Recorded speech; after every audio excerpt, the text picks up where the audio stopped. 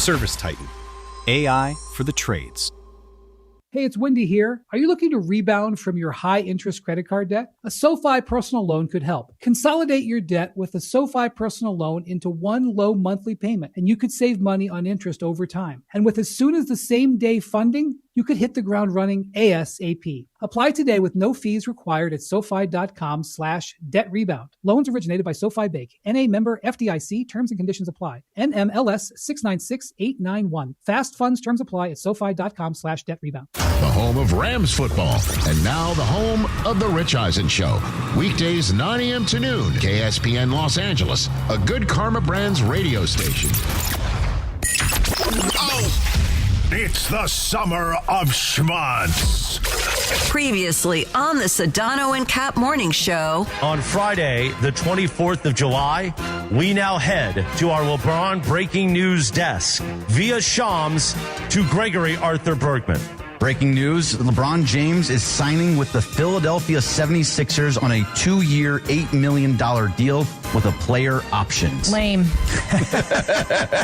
The summer of schmonz. Go to line 3, Alec from Studio City. He wants to talk crap about everyone on the station. Oh, yeah, Alec, good. Now that's what I'm talking about. Yeah. Buenos dias. Cappy's the GOAT. Cappy's incredible. But Sedano is so boring and mean and angry all the time. I don't get it. Yeah, but he's the question. But he's the star. So everybody has to have a star, and he's the star. Sedano brings the sports to a sports show on a sports radio station, but he also allows Cappy, myself, Lindsay, Bergie, Jorge, he allows us to do the fun stuff. There's a lot of guys that wouldn't allow the summer of schmonz and allow all the antics. So you got to understand the balance we do. Because if we do 100% schmonz, that's true, we're not going to be here anymore. So we got to balance it out. It's the Summer of Schmonz on the Sedano and Cap Morning Show. I'm just here for the Summer of Schmonz. The Summer of Schmonz on the Sedano and Cap Morning Show. When is your Chalk Talk? Wednesday. Okay. DeMarco and I, Les Snead, and apparently Sean McVay may drop by, which they're not going to tell me, so I won't be prepped for it. No, not really. A little sabor? Yeah, I don't think people like being called hacks. You're the güero on the radio. Giant Mexican, horn section. Did you have me on your show to berate me? Is that what you're doing now? Give me a freaking break. I'm reacting to Art Bell. Yeah. Midnight in the desert. I'm Art Bell. Scott Kaplan, eat a fat one, bro. The Sedano and Cap Morning Show on 710 ESPN. The all-new ESPN LA app and on YouTube at ESPN Los Angeles. We're bigger than U.S. Steel. Wow, that's crazy. Well, you want Bit Boy. Right now. Monstrous. Beto, I don't want to eat that. We did it, Dad. We did it. You were riding high on the stinger last time. Oh, big time. Right, that's right. Of course we were. So, Mongrels, stay tuned. What are you talking about? Just saying it. Cool Whip. You put Cool Whip on pie. The Summer of Schmonz. Hey, Beto, where you been, homeboy? Ding, dum, bum. Boom, ding, dum, bing. Ding, dum, bum. And here we go. Good morning. 7:03 on the Sedano and Cap Morning Show on this Monday, July 27th, 2026. Welcome in. Hope you had a beautiful weekend. It is Beto Duran, the Cisco Kid, in for Sha. Woo! Yeah. Cappy and South, who's had an amazing weekend. Oh, yeah. Of schmonz, frankly. For schmonz. Yes, we did. I was there with them, baby. Oh, that's right. We will get to that. Beto was at Rams training camp along with Bergie. And I asked this in our 656 tees. Do we think that Geeter was wearing a cup yesterday at training camp? And did Beto check? All of that ahead. Plus more about LeBron and Philly. And, yeah. And the Dodgers. What a Sunday. You thought that they were going to smack apart those Mets like they had done Friday and Saturday, but they didn't. We'll get to that in Bergie's Three Things up ahead around 7:30. But good morning, one Scott Kaplan. Good morning, fam. Beto, first of all, looks like yesterday at Rams training camp, you hooked up with some new merch. Looking good on that new hat, that new Rams hat. Yeah, and I bought it. JB Long, we had on the show, and came over, and he was wearing this cap, and I just love the Los Angeles script.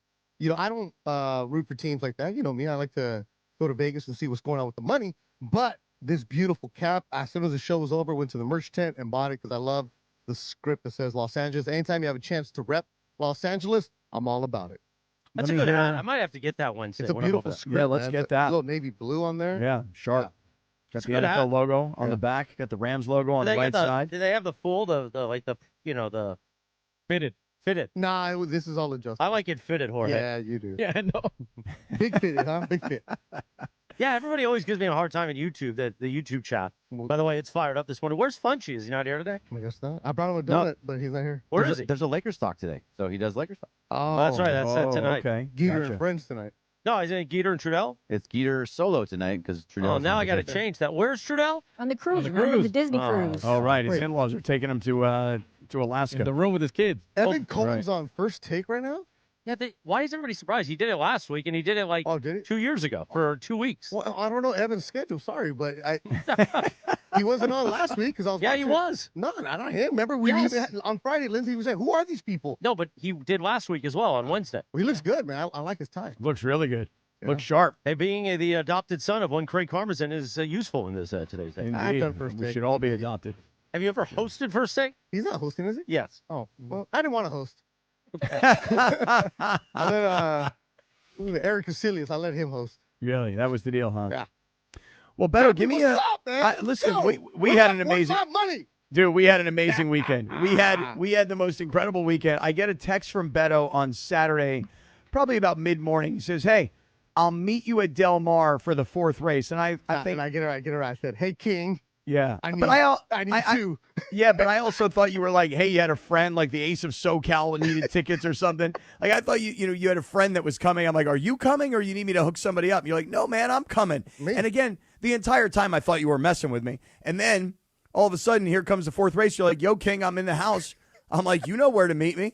And we had a great time on Saturday. Yes, we'll we get there. did. But Beto, let me hear about yesterday. I want to hear about opening up of Rams camp. I've been following it all on social media. I'll be out there this week. And then actually on Saturday, I know it's only Monday, but Saturday, I'll be out there doing the same thing you did yesterday, which is hosting a 3-hour show from training camp. How was yesterday? On social media, it looked so good to see a Myles Garrett take the field in uniform, to see Matthew Stafford. I know that the buzz all weekend must have been about Aaron Donald. You were there. You tell us. Rams training camp opens. Super Bowl's in L.A. It's Super Bowl or bust for this Rams team. How'd it go yesterday? So, fantastic show yesterday with Geeter, and he behaved. He was a good boy, and we had it locked in because we knew we're at camp. And today's the first time where fans can actually go, right? The ones that have the tickets. But yesterday was Kids Day, so they had over 2,000 kids in attendance. That they did different clinics with them, did different stuff. Matthew Stafford donated $10,000 to the Dominguez High football program that's going to help them buy sleds, videos, new uniforms, and there was a check presented. Awesome. Stafford is not practicing. He's going to do 4 days where the first and the fourth day are off, and then he's going to go back-to-back on days 2 and 3. So he'll work out today. Yet, it was really, really cool. Bergman was with us. We had a great job. And just shout out to everybody who worked behind the scenes, Janessa, Dean, Junior, and Lance, our interns. And it was sizzling. We got it done, but it was fun. And the first hour at Cappy, the players went back in for drills, right? So video with their team. So it was just empty, just us on the soccer field for an hour, and then you felt that buzz coming along, right? Buzz coming along, players coming out. And when Myles Garrett walked by, Cappy, we said this a lot on the show yesterday. Geeter and I have been around a lot of professional athletes. Very few have that aura presence, and we've seen Myles Garrett at a Laker game. Thank you for letting me share in your aura. Exactly, George. Thank you. You're in the south of Italy right now, or south of France, wherever you may be. But when Myles Garrett walked by, you're like, oh my goodness, who is this monster right there? Just a beast. It looked like he had pads on, but he only had a tank top on. And Stan Kroenke, the owner, was there. And he was off to the side where the players were walking by. Yeah. And Kroenke's in the middle of some kind of conversation, and he's right in our sideline. And Kroenke stopped his conversation and just turned when Garrett walked by. Like, this is one of the richest dudes in the world right now, right? And he's looking at this guy like, damn, he's on our team right now? So Myles Garrett is, wow. That's it. He is just looking at the video yesterday as Myles Garrett takes the field, and we were running it as you were talking about it. He comes out. You got to realize, I mean, this is a guy who's like 6'5", 6'6", and I don't know what they thank you, Linz. I don't know what they list him at in terms of weight, but he's got to be listed at like 275, 280, something like that. But he is tall and lean and ripped. And, you know, for all the talk about Aaron Donald and how he treated his body and what he was able to do with it, when you see Myles Garrett as tall as he is, and I don't mean like lean and skinny, I mean like stacked chest, abs, guns. I mean, the whole package of the body. And you just see him and you're like, wow, this is why he's able to get to the quarterback, because he got the height, the length, the physique, the slickness to it all. I mean, he is a good-looking dude, man. Cappy, he looks like he's wearing shoulder pads when he's not wearing shoulder pads. Like, that is just his body. He is a specimen of a man. That guy is ridiculous. He's huge. Huge. He is a monster, an absolute monster. And by the way, when you see him in street clothes, you don't realize how truly ripped he is underneath it all. Well, you would know about that, right? Because he's your buddy. Well, I mean, we did hang out that night in the ESPN LA suite at the Laker game when I tried to convince him how great he would look in a Rams uniform, because at that time he was talking about wanting to get traded from the Browns. Then he went back to Cleveland. They gave him all that money. He had all those sacks. And then he was like, okay, now I got the money and I got the sacks and I got to get the hell out of here as fast as possible. And now here he is, an LA Ram. Wow. Yeah, it was a vibe yesterday. So we had JB Long on, was fantastic. DeMarco, I don't know if Bergman wants to tell that story yet, but let's just say, big time DeMarco, man. Why don't we tell it now? Man. So we have time. What time are we going to do it? No, we can do it. We can do it now. DeMarco is, when he gets to Rams camp, he is no longer the fun-loving ESPN LA host with DeMarco and Travis show. He is a Rams employee, and he is walking around like he is a part of that team, and he is all about business. So he's walking up. Well, in his mind, he still thinks he's playing. Chris, you're exactly right, because guys like him get out onto football fields, and all of a sudden they smell the fresh-cut grass, and in their mind, they are like reverted back to 20 years ago when they were really playing. It's absolutely true. So when he was walking up, we all look over and like, hey, there's DeMarco Farr. We start standing up. We're clapping like, D-Farr, what's going on, buddy? Nothing. Doesn't look at us, doesn't do anything, and then he walks by. He just puts up two fingers. He did the peace, like the little peace sign, just like kind of threw it up, with not even looking at anybody. Like we're his fans. Walks past the entire booth. Yeah, doesn't even look at us. Moves forward, says says hello to all everybody. All the Rams executives right there. He's giving them hugs and dapping them up, and just we're like, wow, we're on the air too. We're on the air. Not even an acknowledgement. Just a. And then he came over and he jumped on, and he was all 15 business. minutes later. All business. Yeah, and today he will be live. Travis and DeMarco will be live from Rams training camp today, starting at 3 o'clock, right here on ESPN LA, your home of Rams football. Yes. So if you ever have the moment, and I've done it a few times at camp, where you go to DeMarco, because usually he's watching camp and he's with all the coaches, and stand with him, and he'll learn a lot, because he'll be pointing things to you, and you're like, okay, man. I just came over here to make a Schwanz joke, but okay. No, there are no jokes with him yesterday. It was straight football, and it was great. The interview was great because he was breaking things down. He was giving us all this stuff, how his focus is going to be on the quarterbacks. He even said, instead of going to see the linemen, he's like, normally I'm over there in the pit. I'm like, where? Like Pit Panthers? What's going on here? By the way, a quick applause for Carvo Saisu, the head of digital and social. I think Brooke Kirk set up the camera, right? The camera was shooting underneath my hat. So it looked like I had no head. So Carlo came in here and adjusted the camera. Come on, Brooke. Well, you got to make sure that the hat's the best part. You don't want to see my skinat. Look at this. You face. You can move the screen, Brooke. You know, you can lower the screen there. No, it was so low. You just saw like Jorge's shoulder and my chin. Nobody wants to see my chin first thing on a Monday morning. I don't know. Your beard does look nicely groomed this morning. Saturday, I must tell you. I went to my barber in Orange. The great Cassandra took care of me at 8-9 Barbers. In the Circle? No. Not in the Circle? No, on Tustin. I found a good bar in the Circle in Orange. There's a lot of good bars in the Circle. I think it's called I don't even know. Whatever. The Circle will get you. It'll get you in a circle, yeah, literally. I went to that little Italian spot right there in the corner, right next to the cigar shop. The cigar shop is legendary. Yeah. It's good stuff right there. Yeah, the Circle. You could do damage in the Circle. Is that right? Especially when you're a Beto and they're like, hey, Beto. No. That area I'm Bert. Oh. Santana? Hey, Beto. No, we got to go Bert over here. Well, you're not that far from Santa Ana. Yeah, so if you need to get down there. It's the other side of the 57. Oh, yeah. Yeah. Oh, yeah. So, Bert, tell me this. Yesterday, you mentioned that Stan Kroenke was there at training camp. Yeah. I don't think I've ever seen Stan Kroenke in anything other than a double-breasted suit. Was he chilled yesterday, or was he full suited and booted? The best is Geeter is friends with Kroenke's son, right? Yeah. And Geeter kept saying, I should just go there to say hi. I should just go. But Stan was there with some other executives, and they looked like they were in the mode. and Stan had a dog with him. I think it's like a German Shepherd. I'm not too sure. But Stan was Geeter. Geeter has no shame. He'll go talk to anybody. Of course. Like, I don't know. He didn't go. Oh, Really? he didn't go. He didn't go. Even after the show was done, and there was a moment there. He's like, nah, I can't do that because no, I don't want to ruin it. But our boy Devontae Adams came by yesterday, Cappy, and he didn't interview with us, but he just said what's up, dapped us up, and he and Geeter had a moment, and Geeter told him, "Hey, you been playing golf?" And Devontae gave him the look like, "Yeah, I play a lot of it." He goes, "Yeah, I saw you at the club." And Devontae was walking away, and he turned around and he goes, "You were there at this very fancy country club in Southern California?" Yeah. Geeter was like, "Yeah." Devontae gave him that nod of like, "Oh, you got some game." Okay, I know then you're good. So Geeter played behind his group last year and didn't bother him. And Devontae was like, "Hey, thanks for that." So him and Devontae got a bond, man. Is this that's good. Is this a country club that Ron the Caddy works at? By the way, there hasn't been a lot of Ron the Caddy talk. Not a lot at all. He's been quiet. He moved, so I broke up with him. Where did he move to? To Santa Clarita. Oh, Really? Yeah, so Wow, he's it's a done big in my move. life. I ain't going up there. Is he over there at Valencia Country Club now? He's still working on the west side, but he's up doing some stuff up there. Why? Okay. Why did he move up there? Hey, man, you don't ask these questions, bro. Oh, really? You don't? By the way, when Ron Okay. when Did they you not watch release, Lebowski? when they release Ron the Caddy on Santa Clarita Heat, they're not going to know what's coming. Right. I mean, there's a whole new video production company that just moved into town, pal. Palmdale ain't too far either, man. Yeah, but you'll get stabbed in Palmdale.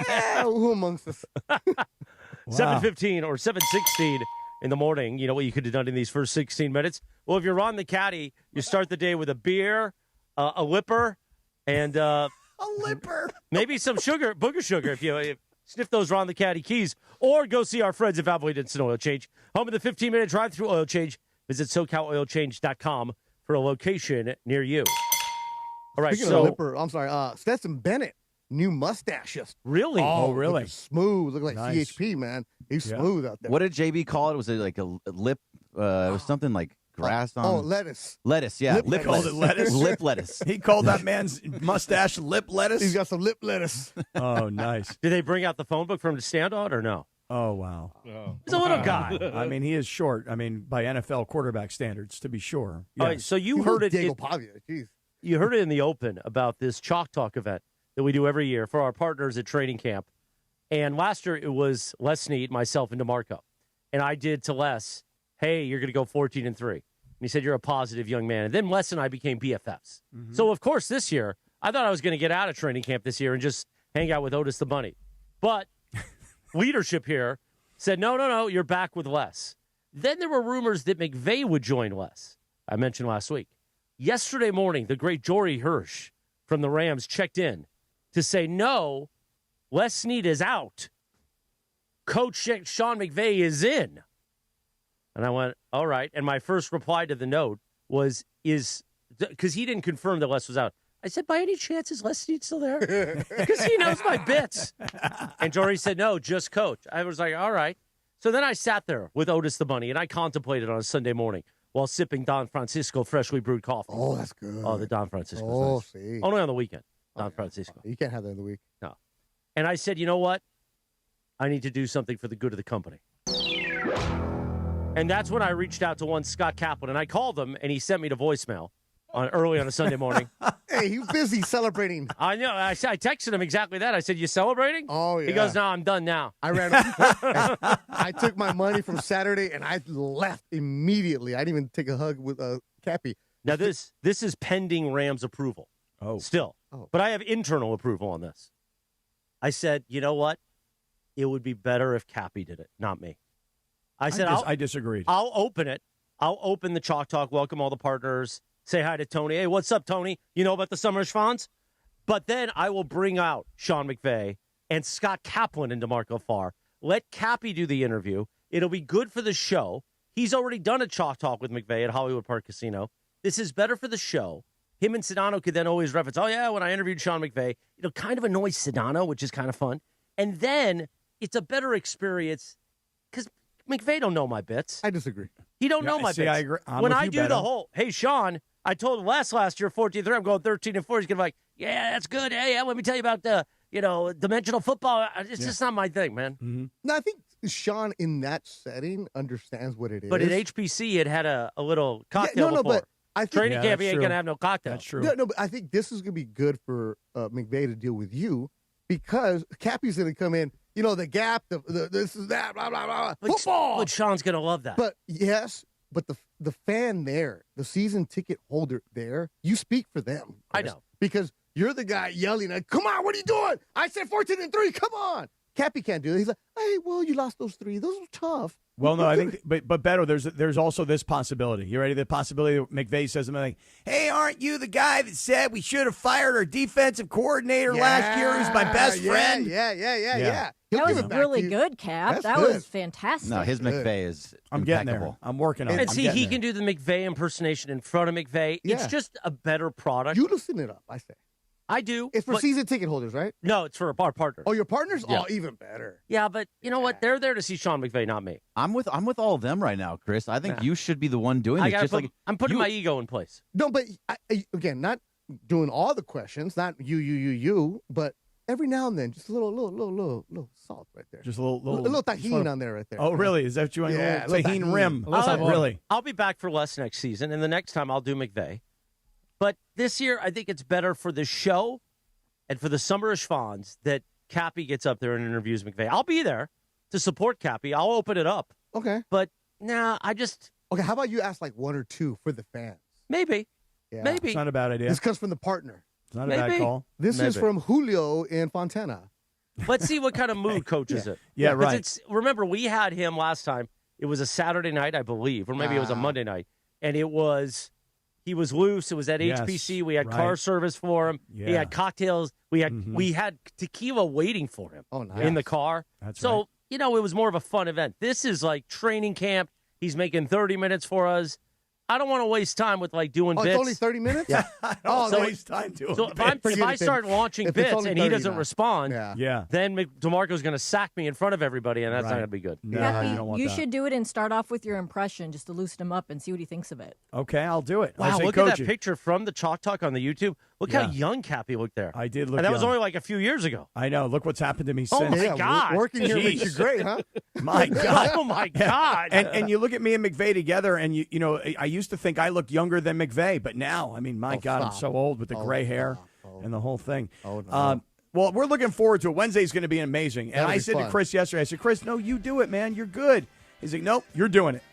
I'm like, all right. It's still pending Rams approval. The best is I don't know if that's going to happen. Jay in the YouTube chat, Mason would lose his mind. If I did McVay? Yeah. Oh, but he knows I do those things because But he's. you and Cappy? Oh. That might get him, too. I don't know. Cappy with Devontae last year. I don't know if they'll approve this. Right? one. I don't know if Rams are going to approve this thing. No, it was fine. Devontae was cool. He thought I was Cap yesterday. He was good. Oh, that's right. I forgot about that. Yeah. We talked Devontae about it. still was a little perturbed about that when we were Raider booking him. fans, man. It was dark place. Come on, get over it, bro. Yeah. I mean, that gave way to the JT the Brick stuff. Or It no, it was the did. JT before. Oh, there it is. 7:22. There you go, Berger. Not too bad. Wait, Rams Training Camp is back. ESPN LA's coverage and content is presented in part by Pechanga Resort Casino. Ooh, I had a birdie there. Play your perfect combination at Pechanga Resort Casino, official California gaming and casino partner of the Los Angeles Rams. Visit Pechanga.com or call 888-PECHANGA for reservations or more information. DeMarco and Travis live there this afternoon at 3. You'll hear it here on ESPN LA. And if you're going out to camp for the first fan day, smack it around. Say, hey, DeMarco, is that CTE real? And then he's going to chase you, man. When we return, at 7:23, in 3 minutes from right now, we'll whip out Bergie's organ. Talk about that horrific loss yesterday to the Mets. That's all ahead on the Sedano and Cap Morning Show on ESPN LA. It's the summer of Schwantz on the Sedano and Cap Morning Show. At Uline, the prevailing opinion is if you don't live it, you don't believe it. The people at Uline believe in hard work, and they live it by being there 24/7 to answer your call, having 41,000 items in stock, and offering same-day shipping from 12 locations across North America. Business owners, sellers, buyers, shippers, and packers believe it. Uline is the hard-working, dependable source for your shipping and industrial supplies. Visit uline.com. Not sure what to do this week? The answer is always Cosm. Here's your Cosm calendar for the week of July 27th. WWE SummerSlam nights 1 and 2 are in the Cosm Dome this Saturday and Sunday. Surround yourself in the sights and sounds of one of the WWE's biggest events of the year. And there's no better way to experience every slam, strike, and finish than in shared reality on a gigantic 87-foot wraparound LED display. Go to Cosm.com right now to lock in your seats for all the heart-pounding action. You don't want to miss this. And while you're locking in tickets to SummerSlam, don't forget your tickets to see Willy Wonka and the Chocolate Factory, The Matrix, and Harry Potter and the Sorcerer's Stone. And don't sleep on the food options at Cosm. Ahi Poke Tostadas, Barbacoa Tacos, Double Wagyu Smash Burgers, Wings, Pepperoni, and Hot Honey Pizza, to name a few amazing food options. And that's not all. There's cocktails and ice-cold beer on every level. And that includes the Cosm Hall and the Cosm Deck. Cosm really does have it all. Visit Cosm.com and secure your tickets this week. That's Cosm.com. That's your Cosm calendar. Buenos dias. Progressive presents the Passionate Sports Fan Checklist. Signed jersey of your favorite bench warmer? Check. 14 bobbleheads that look nothing like the players they're emulating? Check. Twin TVs so you can watch the game on 2 different networks simultaneously? Check. Life-size wall sticker of your favorite player that routinely freaks you out at night? Check. A second life-size wall sticker so after the first one freaks you out, you see the second and you're like, oh right, the wall stickers. Check and mate. Bundle your renters and auto insurance with Progressive and save on protection for the things on your checklist. Get a quote at Progressive.com. Progressive Casualty Insurance Company affiliates and third-party insurers not available in all states or situations covered subject to policy terms. In sports, the tape never tells the whole story. Hiring is no different. AI can make candidates look like an MVP on paper. So knowing the person and the skills behind the resume matters. That's where Robert Half changes the game. Our recruiters combine their expertise with award-winning AI to evaluate skills and fit quickly. Learn how we can find you specialized talent in finance, accounting, technology, and more. At Robert Half, we know talent. Visit roberthalf.com/talent today. The Sedano and Cat Morning Show, weekdays at 7 a.m. on ESPN LA. It's finally arrived. The summer of Schwanz on the Sedano and Cap Morning Show. And now, let's conjugate the word schwanz. 7:26. Good morning. The Sedano and Cap Morning Show on a Monday, the 27th of July. I hope you had a beautiful weekend. We'll get to Cappy's horse later on this hour. Bergie's Oregon in just a few moments. So we talk Dodgers baseball. Cappy on this day in 1979, AC/DC released the song "Highway to Hell." I think that used to be the name of our afternoon show. But now it's better. It's better now. Depends on which one it is. Yeah, exactly. Which one you're talking about.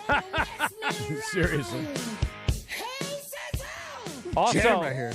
It is a jam. I can't believe it. This is the worst concert I've ever been to, and I love AC/DC. This reminds you of the old KLS days with Jim Ladd. Oh, man. Let me tell you about the drummer. 95.5 KLS. This was back in the day when KLS was playing real classic rock. You got a smoke, kid? I'm sorry, Jim, I don't. Fresh out. Today is also National Chicken Finger Day. Ooh. Oh, really? Oh. Now, it depends on, what kind of chicken finger do you like? Do you like something that's really deeply crispy, more fried? Or do you like something that's more chicken? So, Cane's is, more chickeny. Yeah, I go Cane's. But then, if you get one of those new Taco Bell chicken strips, it's real crispy. Why are you When was the last time you had one of those? Bell? Yeah, you had one of Stephanie those tried them once. We wanted to try them, and it was not a delightful experience. No, really. Oh. Yeah. No, stay away from that. that new Cane's by SoFi Stadium by Hollywood Park Casino. Oh, yeah, you love that Oh, one. my God. I still walk around with a picture. I go, have you seen the new Cane's? like an old man. Look, it looks like a stadium next to a stadium. That new Cane's is incredible. Yeah. Beto, so I want to just ask you real quick before we get to Bergie's three things. Was all the buzz yesterday out at Rams training camp just about is he or isn't he coming back? Was it all about Aaron Donald? I think that was us talking about Aaron Donald, and we talked to Trent McDuffie about that. And I think the way that Sean McVay addressed it on Saturday, where he's like, hey, we're in communication. It's up to him to make his decision, and got over it. But I think yesterday the thrill was just seeing Myles Garrett out there. Damn, this guy's a monster. That's what it was. Beast. I may go out there today. If there's a training camp practice this afternoon, I got to check the schedule, man. I may get out there early today, or maybe even tomorrow. Beto, you want to go back out there? You want to go watch practice, stand on the sideline, hang with DeMarco? Let me think about that. If it was any other day. Oh, any other day. Any other day. Man, it was hot and humid out there yesterday, too. Like, you got to, when you go, Cappy, you need to put on sunscreen. It is hot. Yeah, it was hot. Berg was burning yesterday. I had to move back. I just, stepped to the back of the set that we were on because the sun was just killing me. So, have fun, Cap. Oh, so I'm by myself, huh? Yeah. Okay. No, it's great out there. No, it was You're gonna fun. have a blast. It was fun. It was great, but maybe later on in the week I'll go. Not today. We say DeMarco and Travis are out there broadcasting this afternoon. And If Marcus that's the 3 case. o'clock. Yeah. Yep. So They're if that's the gonna case- have Matthew Stafford on. They're gonna have Les Snead on. Yeah. Oh my God, what a show Oh, coming up today. Yeah, nice. Good day to be there. All right. Well, it was a good weekend for the Dodgers, but not a good Sunday for the Dodgers. Time for Bergie's Three Things. You watch the Blue Review each weekday at 6:30 a.m. with Bergie and Marcus Grant, presented by our friends at LAX. Then Bergie gets on here, does his three things around 7:30. His three things about Dodgers baseball. And we thank our friends at Blue Eyes Vodka. Day number 199 of me not having a Blue Eyes Vodka billboard to read. So I'll just tell you, Blue Eyes Vodka comes from Idaho, where John Ireland is in his compound right now in Idaho going, the order wasn't that so far. Oh, come on, man. Come on, man. It's a fit-friendly vodka, by the way. It is a very good, tasty vodka as well. And I'll talk to our lovely MC, Ron Mitchell, after the show. Because Ron. 200 days of not having a But why did you do it last week? I should have. Yeah, you should have. Yeah. Can't kill the bit. I didn't do it yesterday. I like the bit, too. Yeah. He's right. I do like Blue the bit. Eyes Vodka. It's damn good vodka. So what good happened vodka. yesterday? Well, we know what happened. The Dodgers bullpen sucks. That's what happened. I mean, it's the last day of a 10-day road trip where they played in New York and Philly and back to The New Mets York. are like a little league team. The Mets are a terrible team, but guess what? They do have a couple of wins, Chris, so they're going to win every once in a while, and the Dodgers can't win every single game. But yesterday's game was Emmett Sheehan again. He was effectively wild for the first few innings that he was out there, but he should have been smacked around by like he was in other outings.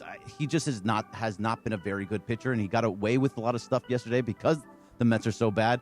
But then the bullpen, you're right, it was an absolute problem. You saw Evan Phillips give up a home run. You saw Will Klein has now 5 outings in a row where he has been a problem, and he's not getting outs, giving up runs. So I think this is just it's the middle of the season. You're in the end of July. And these guys have been killed in the bullpen for quite some time, been pitching a lot. Eventually, it's going to start to catch up to you, Cappy. But does it really matter? I mean, listen, you started with the Yankees and you won that series. You went to Philadelphia, won that series. You take the first 2 against the Mets. I mean, isn't it kind of human nature to let your foot off the gas just a little bit? You've got a lead, and you wind up giving it up late, and you've won 6 of 9 games, and that's just my unofficial math. No, it's right. 6 of 9. Right. You won all 3 series on the road to come out of the All-Star break. I mean, you're going to complain about one game where listen, the Dodgers are a team that they're never out of it. So if they're down, you're like, okay, they're not out.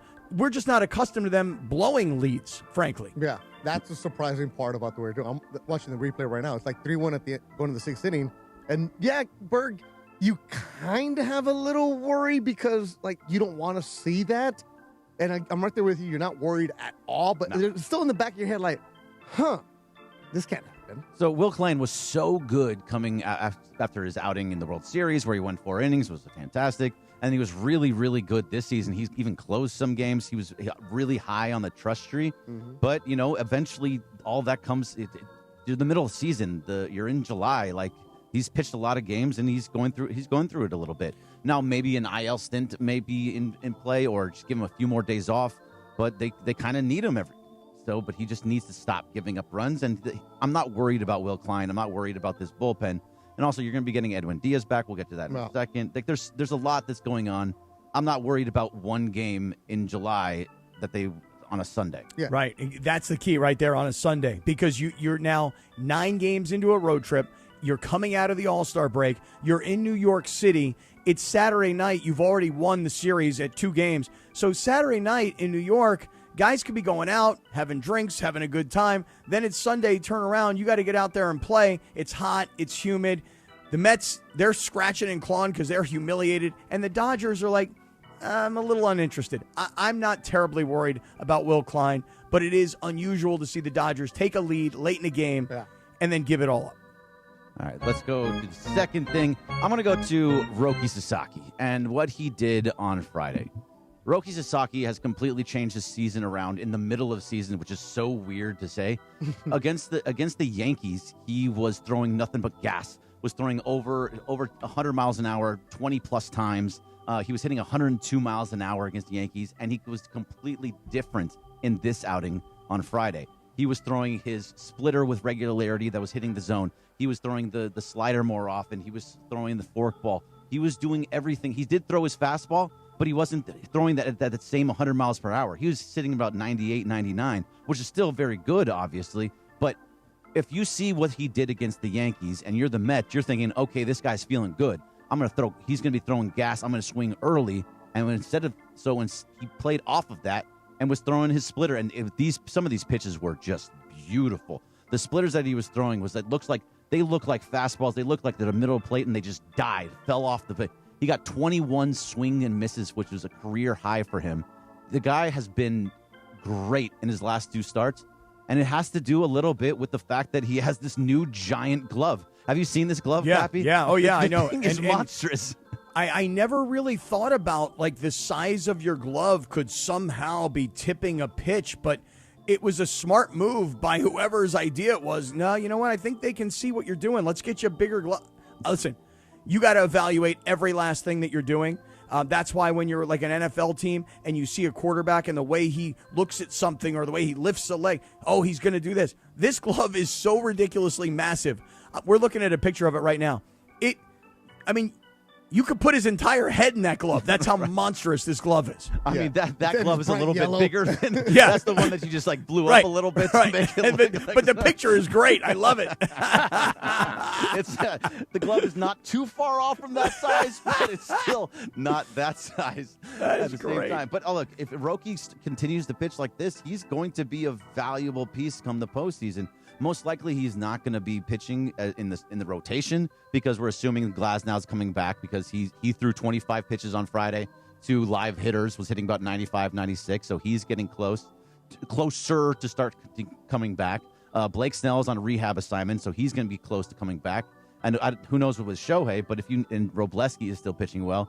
But if he's pitching like this, he's going to be very, very valuable out of the bullpen. When just a couple weeks ago, you didn't know what you were going to do with him. So I think the 2 outings were so different, but I want to see what he does this coming up Thursday when he pitches against Seattle, another team that has a lot of power. Okay, so on the trust tree, is he moving up? Because remember, when they were coming out of the All-Star break and the Dodgers were going to the Yankees and it was going to be Sasaki against Garrett Cole, you were like, I don't want to see Sasaki against Garrett Cole. I want to see big name against big name. And Sasaki on this road trip has been really, really good. So, Berg, maybe he's moving up into your trust tree. Yeah, no, absolutely. What he did against the Yankees, too, he looked fantastic. It wasn't so much about his pitching ability. I wanted to see a big-time matchup. So it wasn't anything negative towards Roki. Yeah. But at the same time, he is moving up where he's somebody, if he continues to pitch like this and as pitching as dynamically as he is right now, I absolutely want to go watch him. Yeah, and Sasaki, when they asked him about the glove, if it's bigger, he's like, no, my face got smaller, right? But he joked about it with his interpreter, but there's something to be said. That's because he went to Japan on the break, and he got this, it's like a lymphatic drainage type of massage in his face, and because salmon that's sperm? the thing. Not salmon. He might have used that. He went to Japan. Yeah, right. Sorry, that's in Korea. He might have My used bad. that though at the end, but he did like one of those facial slimming massages. He said. Yeah, so it was broken down by Pitching Ninja. Rod Friedman did that, where he's great. He's fantastic, but it was like Sasaki, I guess, might have been tipping his pitches against the Padres because that smaller glove was showing where his hand placement was at, and the batters, as crazy as they are, can pick that stuff up. Yep. Yeah. By the way, the glove that we showed on the picture, that looks like, he can catch a basketball in that thing, There was a play in this game on Friday where he was going towards the third baseline, and this big, giant glove just comes out like a claw and picks up a ball that was going over the third baseline. It was awesome to see. Like, with his other glove, he was no way he was going to get it. He probably would have whiffed. But with this big, giant glove, it was just grabbed everything. It was like a truck. It was amazing. Good for Roki. Can you imagine Trudell using that glove? Trudell fits in the glove. All right, so the third thing, Kyle Tucker.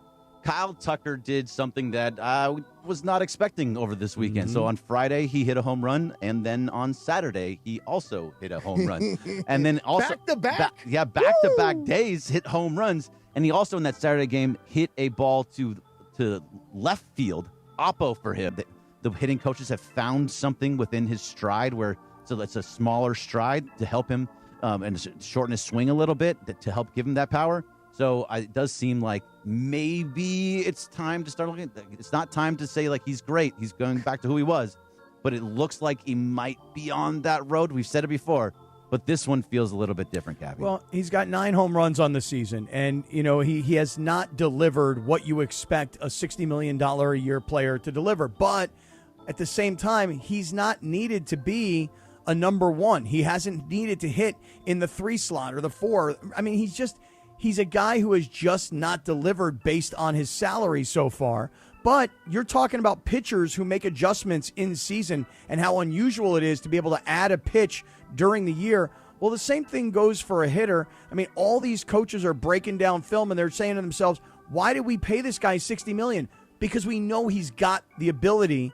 So we've got to find a way. What is it? And I'm sure they're breaking down film from his success in his past, and they're side-by-siding it and analyzing it, and they're going, hey, if we could just shorten this up a little bit, and if he's willing to be coached, which it sounds like... That completely changes this lineup even further.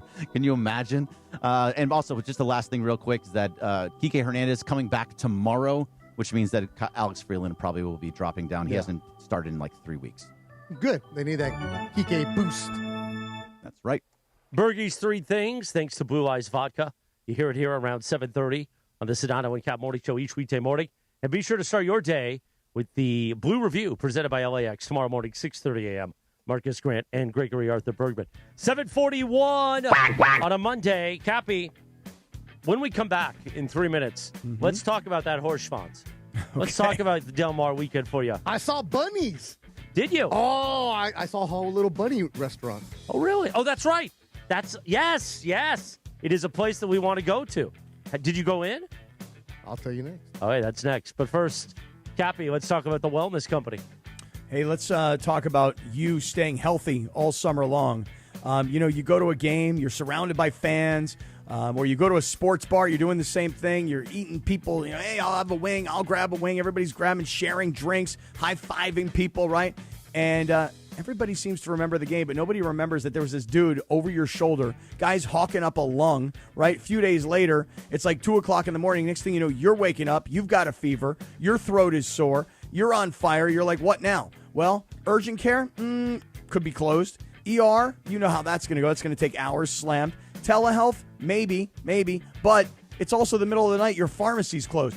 You need the medical emergency kit. Have we painted the picture for you? You're sick. It's late at night. You ain't calling the doctor. You're not going to urgent care. Ain't no pharmacy available for you, but you've got it all right here. This is not a first aid kit. This is a kit that contains essential prescriptions used for over 30 common conditions, whether it's sinus and ear infections, UTIs, stomach bugs, travelers, diarrhea. Listen, it's all right here. You've got it before you even need it. And you use your doctor's developed guidebook right here in the medical emergency kit, and it tells you these are your symptoms, these are the medications you should take, and if you don't feel good about it, you're like, I'm not sure, there is a telemedicine professional waiting for you on the other side. It's like an urgent care and a drugstore right here at home. It'll only take you a couple of minutes to order, and we're going to save you $45 today. Here's how you do it. You go to urgentcarekit.com/710, urgentcarekit.com/710. Use our promo code 710. You're saving $45. Every household in Southern California should have one. And if you don't have one yet, you go to urgentcarekit.com/710. Code is 710. Save $45. Thank you, Cappy. 7:44 in the morning. We find out about that horse next on the Sedano and Cap Morning Show. The Summer of Schwanz. John Ireland here, and when it comes to vodka, I like a winner, and Blue Ice Vodka delivers. America's largest potato vodka. Double gold rated, just 64 calories an ounce, and made from Idaho potatoes. Clean, smooth, no additives. Blue Ice Vodka. Vodka with standards. Men, your health is the real MVP. Providence reminds you that many of the top health risks men face can go unnoticed. But annual checkups, screenings, and knowing your numbers can make all the difference. From staying active and eating well to prioritizing sleep and mental wellness, small steps can have a big impact. Providence brings together the best minds in men's health, keeping you in the game with trusted, compassionate care. Take control of your health like I did. Learn more at providence.org. Providence, caring with compassion in Southern California. Hey, LA, it's Bethel Duran, and let me tell you about the summer deals that are sizzling right now at Northridge and Wonders Toyota. How about a brand new 2026 Tacoma for just $259 a month for 36 months plus tax? $259 for a brand new Toyota Tacoma? It's got to be Northridge and Wonders Toyota. Lease based on 2026 Tacoma model 7146. Total SRP $39,199. Lease and purchase amount of $29,007. $49.99 due at signing includes first month's payment and $750 acquisition fee. Security deposit may be required. Unapproved credit, tax, title, license are extra. Excludes dealer doc fee of $80. Offer ends 7/31/2026. What drop is that? How'd you even pull that? 5 Hour Energy. Need more Lakers talk in your life? Who doesn't? The Ball Knower Extreme Duo of Mike Trudell and Geeter McGee are back tonight at 6 p.m., but apparently it's just Geeter solo, which means I got to do a new open. What should be Geeter's walkout song? Because for Trudell, we use, I think I do Welcome to the Terradome. What should we do for Geeter? Is there something about being a tanned boy with a golden schwanz? I don't know. We'll find out. I got 12 hours to think about it. Like some 311, some Sublime for him, a little something like that. Or maybe like Californication. Oh, yeah. Yeah, that'd be good. That works. Anyway, Geeter's going to do solo talk or solo Lakers talk tonight at 6 p.m. on 710 a.m. and the all-new ESPN LA app. As the Jonathan Kuminga saga continues, do the Lakers have enough wing depth without a signing? You know, that's what I was thinking about. Do they have enough wing depth? Discuss it tonight on Lakers Talk. The Sedano and Cat Morning Show. Back in 1 minute and 15 seconds from right now. If Twisted Tea Hard Iced Tea was your best friend, it would be the kind of friend that starts an impromptu dance party in the supermarket aisle that turns into an all-day pool party rager at your place, and you don't even own a pool. Twisted Tea Hard Iced Tea turns any day into a legendary adventure. It's smooth and refreshing real iced tea with just the right kick of alcohol. Twisted Tea Hard Iced Tea. Keep it twisted. Twisted Tea Brewing Company, Cincinnati, Ohio. Please drink responsibly. Andy Ortiz. When I lost my mom, she was only 46. And I lost my dad to cancer. It was the worst pain I ever felt. It made me think, what will happen with the people I love when my time is up?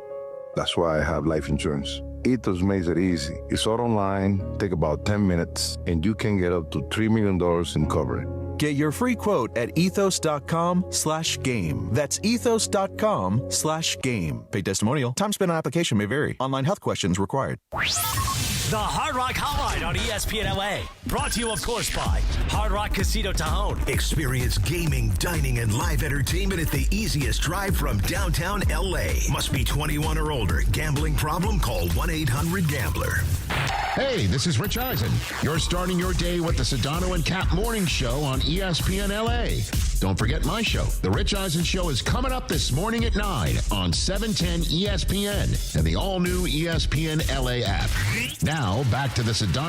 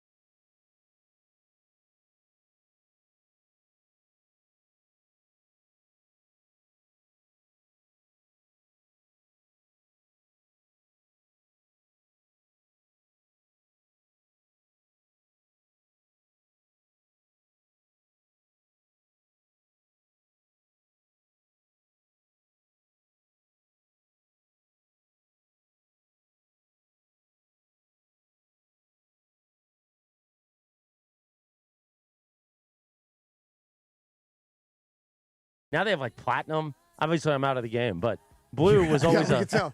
You're out of the game. Blue was a fun treat, man. Yeah, blue is the one that you put away for and only comes out in rainy days, like a really nice occasion. You Well, bring the blue unfortunately, out. at the end there, it was coming out every day. So It was raining a lot. I also have an update for you, Chris. A good Stand one. by. You're going to be happy. All right, same here. Mike Trudell is going to be on Lakers Talk at the same time as Geeter today. Next week is the day that Trudell is out, so you don't have to change anything. Well, I still have to change it because I never did the Geeter and Trudell because last week it was Trudell solo. So I still got to change it, but it's easier to change it now. I just add it's like and Mike Trudell, and then I just go and Geeter. All right, so over the weekend, it was a lot of Rams training camp, but it was a lot if you follow Cappy on social media, and if you don't, why don't you? And Beto, we're talking about Del Mar and the weekend at Del Mar. So Cappy, you actually won a couple times, right? Woo! Oh man, this was a monster weekend. Yes, we did. This was a monster weekend. By the way, Beto, I'll just say this. So we have this race. I'll just tell everybody the story. So we have this race, and it's on Saturday evening. It's about 6:30 p.m., and it's called the Pat O'Brien Stakes. Or you know what? Check that. It might have been the Bing Crosby Stakes. It was the Bing Crosby for $400,000, bro. Yeah, $400,000. How do I know more about your horse than you? Well, you certainly know more about this race. And by the way, I didn't know that much about the horse either, to be honest with you. You know, we bought into a partnership, and so now there's just like tons of people that all are walking around going, well, I own a piece of this horse, and I own a piece. But Beto, we watched that race upstairs from the suite, and the horse was 10-1 when we were down in the paddock. Mm-hmm. And then it's about a minute or two before the start of the race, the horse is 9-1. I'm thinking to myself, I keep hearing this rumor that all the wise guys love us. You know what? I'm going to load up a little bit heavier. I'm going to try and make a score here. Thanks for telling me that. You didn't tell me that part. Well, when the gate opened, the horse went from 9-1 to 5-1. Oh, did it? Yeah. Oh, wow. And so we lost a lot right there. But it was an unbelievable race where the horse is coming to the finish line, and you've got one of these like Bob Baffert multi-million-dollar superstar horses that's running on from behind, and we're the number 2 horse at 5-1. They're the 6 horse at 6-5, so they're an overwhelming favorite. The 1 horse is 7-2. They're a big favorite. Yeah, I bet both of them. And we're running home going, come on. And then they start attacking right at the finish line. And while the whole suite blew up going, I can't believe it, we won, I actually bet I wasn't sure that we won. Did you? No, so it was a photo finish. And the best part is I was not in the suite with you, Cap. I was down there with the people at the finish line because the suite's beautiful. A lot of beautiful babies, but nah, man, a little too bougie for me. So, yeah? Oh, my goodness. Anyways, so I was in the paddock with you. So this guy, he's a terrible owner. He didn't even know this race was going on. He didn't know it was happening. I texted him Friday, hey, Cap, I'm reading up on this race tomorrow, the Bing Crosby, for $400,000. What do we got? And you're like, oh, we got a guy, blah, blah, blah. Cool, no problem. And I text you in the morning, hey, Cap, I'm thinking of coming down. Come on down. Get there. Yeah, I knew you had the suite, all that good stuff. So when the race went off, we're in the paddock, and I'm standing next to the owners of the number 1, and they all had the custom hats. Yeah. They all had little logo here. And I keep seeing the odds on, you know what? I'm going to bet these guys because they're they're all fired up. And Cappy had told me his horse, whatever. So I made the bets for the favorites, the one and the other one. And then I walk away and I realized I didn't put any money on Cappy's guy. I was like, you know what? Out of good faith, my boy Cappy, let me put a couple bucks down on his horse too. And sure enough, here comes your horse and you win. And I was down at the finish line and I'm watching from the crowd with the people, Cappy. And I'm like, yeah, let's go, too. Let's go. We got it. And then that photo finish, I'm like, damn it, we got it. Here's the best part, though, Cappy. When that video I took of you celebrating down on the dirt. Yeah. When you ran past me like DeMarco did with us yesterday. Yeah. Yeah. And I was standing next to all the owners of the number 1, and they're watching the replay. And they're like, how did he not do this? They're complaining. They're bitching and complaining about everything, about what their jockey did wrong. And I'm recording them kind of. Then I'm like, ooh. Because I wanted to have you see that video, but then I knew if I sent it to you, you'd probably post it. So I'm like, no, I don't want to do this, right? Yeah. So I didn't send it to you. But they were all mad. And I tried to get into the winner's circle, but there must have been at least 40 people in the winner's circle before you even got in there, Cap. Oh, 40. Listen, after I saw you, I went to the winner's circle, and the security guard had a rope. He's like, nope, Yes. we can't get anybody else in. And I'm like, no, you got to let us in, man. We got to be in this picture because I don't think I've ever seen a winner's circle with more people in it than that because that was a partnership. That's the Lil Wayne, Lil Yachty group that we partnered with. Yes, Where Lil was that Yachty. fool at? Where's he at? I don't know where he's at. Man. He's going to come collect his money. Seriously. How'd you bet that horse? $10 to win on your horse. And then 10 to win? Yeah. Okay. And So then I had what, 22? It was like 40-something I got. Anyways, then I had the trifecta. But, hey, how about you? But I took your I had the trifecta box. It was a little, didn't pay as much. But as soon as I collected my money, I ran and took off and went to go to some sushi, bro. I was in Solana Beach, and that's where I saw the bunnies. So you saw the bunny cafe. The bunny cafe. I thought it was a joke that you always talked about. Yeah. I'm walking by. I'm like, oh, there's the bunnies. We've never gone, and we always want to go. It's just a matter of getting down there to see Cappy and Solana Beach. It's a restaurant. Because that's why they have their own Amtrak.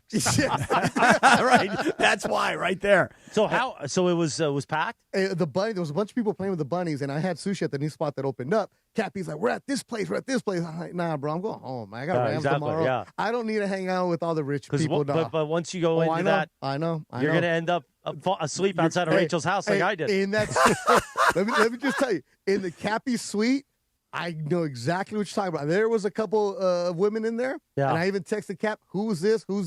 No response from him at all. Not that I wanted anything to do with them, just more of like, what's their story? Like, and there was another guy in there that was shaking everybody's hand, and he was a little too happy with everybody. You'll end up with all of them. Oh, I saw him. You'll end up with all of them. Yeah. And that guy was talking about how he's a jet setter. You know, his bio probably says L.A., New York, London, probably stuff like that. One of those kinds of deals? Oh, yeah. He was acting like he's the owner. I have no idea who he is. But, yeah, Cappy didn't respond to some of my questions about who these people were. Well, I wasn't sure. You said, who's the lady in the pink? And I said, I don't know. There were a couple of ladies in the pink. I don't know which one you're talking about. You know which one. Oh, well, yeah. Yeah. Boy, I was It was like, who's she with? Yeah. I just honestly, you guys don't even understand. I just censored myself. I was just about to say something. 9 o'clock hour. 9 o'clock hour for that one. You know what? That's a good point. I should do that. And by the way, Beto, Doug O'Neill, who's the trainer of that horse, here's why that race was big, just so everybody understands. Because that's a race that's called Win and You're In. If you win that race, then you automatically qualify for the Breeders' Cup. Oh, nice. So that was a win and you're in race, and that's why it was such a big purse, $400,000. And what how a much win. do you get out of that? I would say when it's all said and done, you mean me personally or our group? You personally. Oh, probably about $42. Yeah. I mean, I think everybody was saying there. Hey, even I did. I was like, I'm with the winner. Like, yeah. Come Listen, on, bro. horse racing, it's a good tax shelter. I saw that in that suite. It's there's a lot of shells. You got to put that money somewhere. You don't want Uncle Sam to get it, so guess what? Yeah. You throw it in on horses. Yeah, throw it in on horses. It's a good write-off. Where we were at in Cappy's area, or not, it's not even your area. You snuck in just like I did. Like in that suite area, you go make a bet with the people. Yeah. I was a chump. Like, oh, $10. Like, sir, why? Right. What are you doing here? Because the window next to me was $1,000 minimum. Yeah. Like, this is how Cappy rolls. Well, hey, Beto, today at 9 o'clock in the morning, I thought you'd get a kick out of this. This was such a huge win for us. But then I just real quick on Sunday, Linz, you'll love this. On Saturday, we were supposed to have a race. What, Beto? It was like the 4th or the 5th race, something like that. You came down early, right? The horse didn't make it in. So the next day, Sunday, yesterday, we had to put this horse into another race. The horse needed the race. And this horse is what's called a filly, which means she's female. She was in against all boy horses yesterday. Wow. Our little filly, Beto, at 13-1. Let's go. She won yesterday against all the boys. So 13-1, I had no idea that she was even going to come close to winning in this race. And she shocked the world. So our trainer, Doug O'Neill, who's a big personality, a lot of people in Southern California will know Doug. Doug's going to come by in the 9 o'clock hour and visit with us a little bit. Yeah, I'm asking about how he gets so many bottles of tequila in the suite. There is a massive bottle of Patron at all times. Tell Rachel stop, man. Stop what? Just stop. What do you want me to tell her? Stop doing what? It's okay to only give you a shot. I don't need the entire thing filled with tequila. A little pineapple, a little squirt sometime, it's okay. Hey, she just wants, listen, she doses people with gummies, and she pours stiff drinks. What can I tell you? So who's the lady in the pink? Well, if you end up with her, there'll be a lot of squirt. Oh, my. 7:59. Summer of Schwanz. So just let it breathe. Just let it breathe. This is not a Cap Morning Show. I hold up a beautiful picture of a man. I wonder if Jacob owns horses. He should. You should get him in on the group. Call a horse the Imrani. We actually were not joking about that the other day. I said, what if we sold naming rights to a horse? And his great son, the great Tyler Imran, he's going to be coming hanging out with us in the 9 o'clock hour this morning and all week long here at ESPN LA. But Jacob, let's talk about him, Cappy. Hey, it's Monday, right? Traffic in LA already, people are out there on the streets. You guys are probably stuck in traffic right now. And when you're sharing the road with big, giant trucks, big rigs, delivery trucks, work vehicles, one bad move and your whole week can turn into a disaster. A truck accident is not like just a bigger version of a fender bender, because there can be company drivers, insurance teams, maintenance records, and a whole lot of finger pointing before anyone's out to help you. Okay, meanwhile, you're dealing with your busted up car. You're in a lot of pain. Your schedule, it's all screwed up for the rest of the week. That's why I tell people all the time, you don't waste 1 second. You immediately call Jacob and Ronnie, and you know that number. It's 800-345-6789. The law offices of Jacob and Ronnie. They know how to handle truck accidents. These kinds of cases, these sorts of dealings with insurance companies, the pressure that comes afterwards. You can get a free consultation, a no-obligation case review, and you'll know where you stand before you make any decisions. And most importantly, there is no fee unless Jacob and Ronnie and his team win for you. So call them now at 800-345-6789. Again, I'm going to give it to you one more time. 800-345-6789. We're a little off on that one. Or you go to calljacob.com. Hey, Sparks fans, don't forget to visit at call.jacob to enter your chance to win courtside tickets for the next Sparks game. Simply visit our Instagram profile and look for the pinned post. That's at call.jacob on Instagram. And good luck to everybody. And if you get into that accident today, unfortunately, the first thing you got to do is call Jacob. Thank you, Cappy. A little after 8 o'clock, 8:01 at KSPN Los Angeles, a Good Karma Brands radio station. We want to get back into Dodgers top of the hour? We want to do some LeBron? I guess we'll find out. We'll figure it out. That's next in 3.5 minutes from right now. It's a Monday, Jack, on the Sedano and Cap Morning Show. It's the summer of schmonz. Welcome to Milagro Tequila, where the sun shines, good times roll, and tequila pours. Take a sip of sunshine this summer with Milagro Tequila, crafted from 100% Blue Weber agave for bright flavor and exceptional smoothness. Shake up fresh margaritas with Milagro Silver. Mix the perfect paloma with Milagro Reposado, or enjoy the rich, smooth taste of Milagro Añejo on the rocks. Find Milagro at your favorite retailer, in-store, and online. Tequila never tasted brighter. Milagro Tequila. Please enjoy responsibly. There you were, surrounded by fans, sharing wings, sharing drinks, high-fiving random strangers. Everybody remembers the game, but nobody remembers the guy coughing behind you until a few days later. It's 2 o'clock in the morning. You wake up, you got a fever, your throat's on fire. So now what? Urgent care closed, ER slammed, telehealth? Maybe, but the pharmacy's closed. You need a medical emergency kit. These are not first aid kits, everybody. They contain essential prescriptions used for over 30 common conditions, sinus and ear infections, UTIs, stomach bugs, traveler's diarrhea, and more. You can even use your doctor-developed guidebook to select the right prescription or call their telemedicine doctor standing by. It's like an urgent care in a drugstore in your house. When you're sick, traveling, or stranded, you'll wish you ordered a medical emergency kit. Order online in minutes, and it's shipped to your door. Save $45 with our promo code 710 at urgentcarekit.com/710. That's promo code 710 at urgentcarekit.com/710. The roof scraper. You know, I've been in LA a long time, and when somebody asks me who to call after an accident, my answer is simple. Call attorney Big Al. That's my guy and my MVP for accident attorneys. Big Al's been helping people across California for over 15 years. And as an LA native and a huge sports fan, oh my God, can that guy go on hockey? Oh, he understands this community. If you're hurt in a car, truck, motorcycle, Uber, or Lyft accident, even if you're hit while walking or biking, you don't have to figure all this out on your own. I always tell people, call Big Al before you call the insurance company. He and his team will help guide you through the process, protect your rights, and fight for the compensation you may deserve. Big Al and his team are available 24/7. They never close. Consultations are free, and if there's no recovery, there's no fee. Just one call can make all the difference, my friend, so make sure you get this right. Call attorney Big Al right now. 1-800-HURT-123. That's 1-800-HURT-123. Attorney Big Al's attorney Ken Klein, based in Los Angeles. The success you've had in life matters. The late nights, the extra shifts, the moments you've stood up and said, I've got this. At University of Maryland Global Campus, we value your achievements because we're a school for real life. With UMGC, you can earn up to 90 credits toward a bachelor's for prior learning and relevant life and work experience, or transfer up to 12 credits toward a master's. We offer scholarships, affordable tuition, and online and hybrid classes, all with the support you need from your first day to graduation day and beyond. As an accredited state university, we've been transforming lives for over 75 years. Choose from more than 100 undergraduate and graduate degrees and certificates, and get ready to succeed again. At UMGC, success is yours for the taking and the making, and nothing should keep you from it, especially not an application fee. Apply now and we'll waive your application fee. Classes start August 12th. Learn more at umgc.edu. That's umgc.edu. Certified to operate in Virginia by Chev.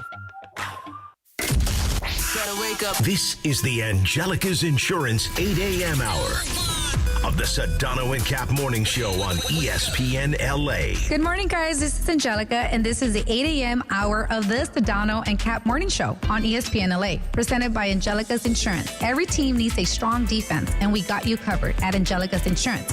From auto and home to business and life, we have a plan just for you, even DUI and SR22 coverage to get you back on the road fast. Visit us at angelicas-ins.com for a free quote today. And now, the 8 a.m. hour of the Sedano and Cap Morning Show, powered by Angelica's Insurance.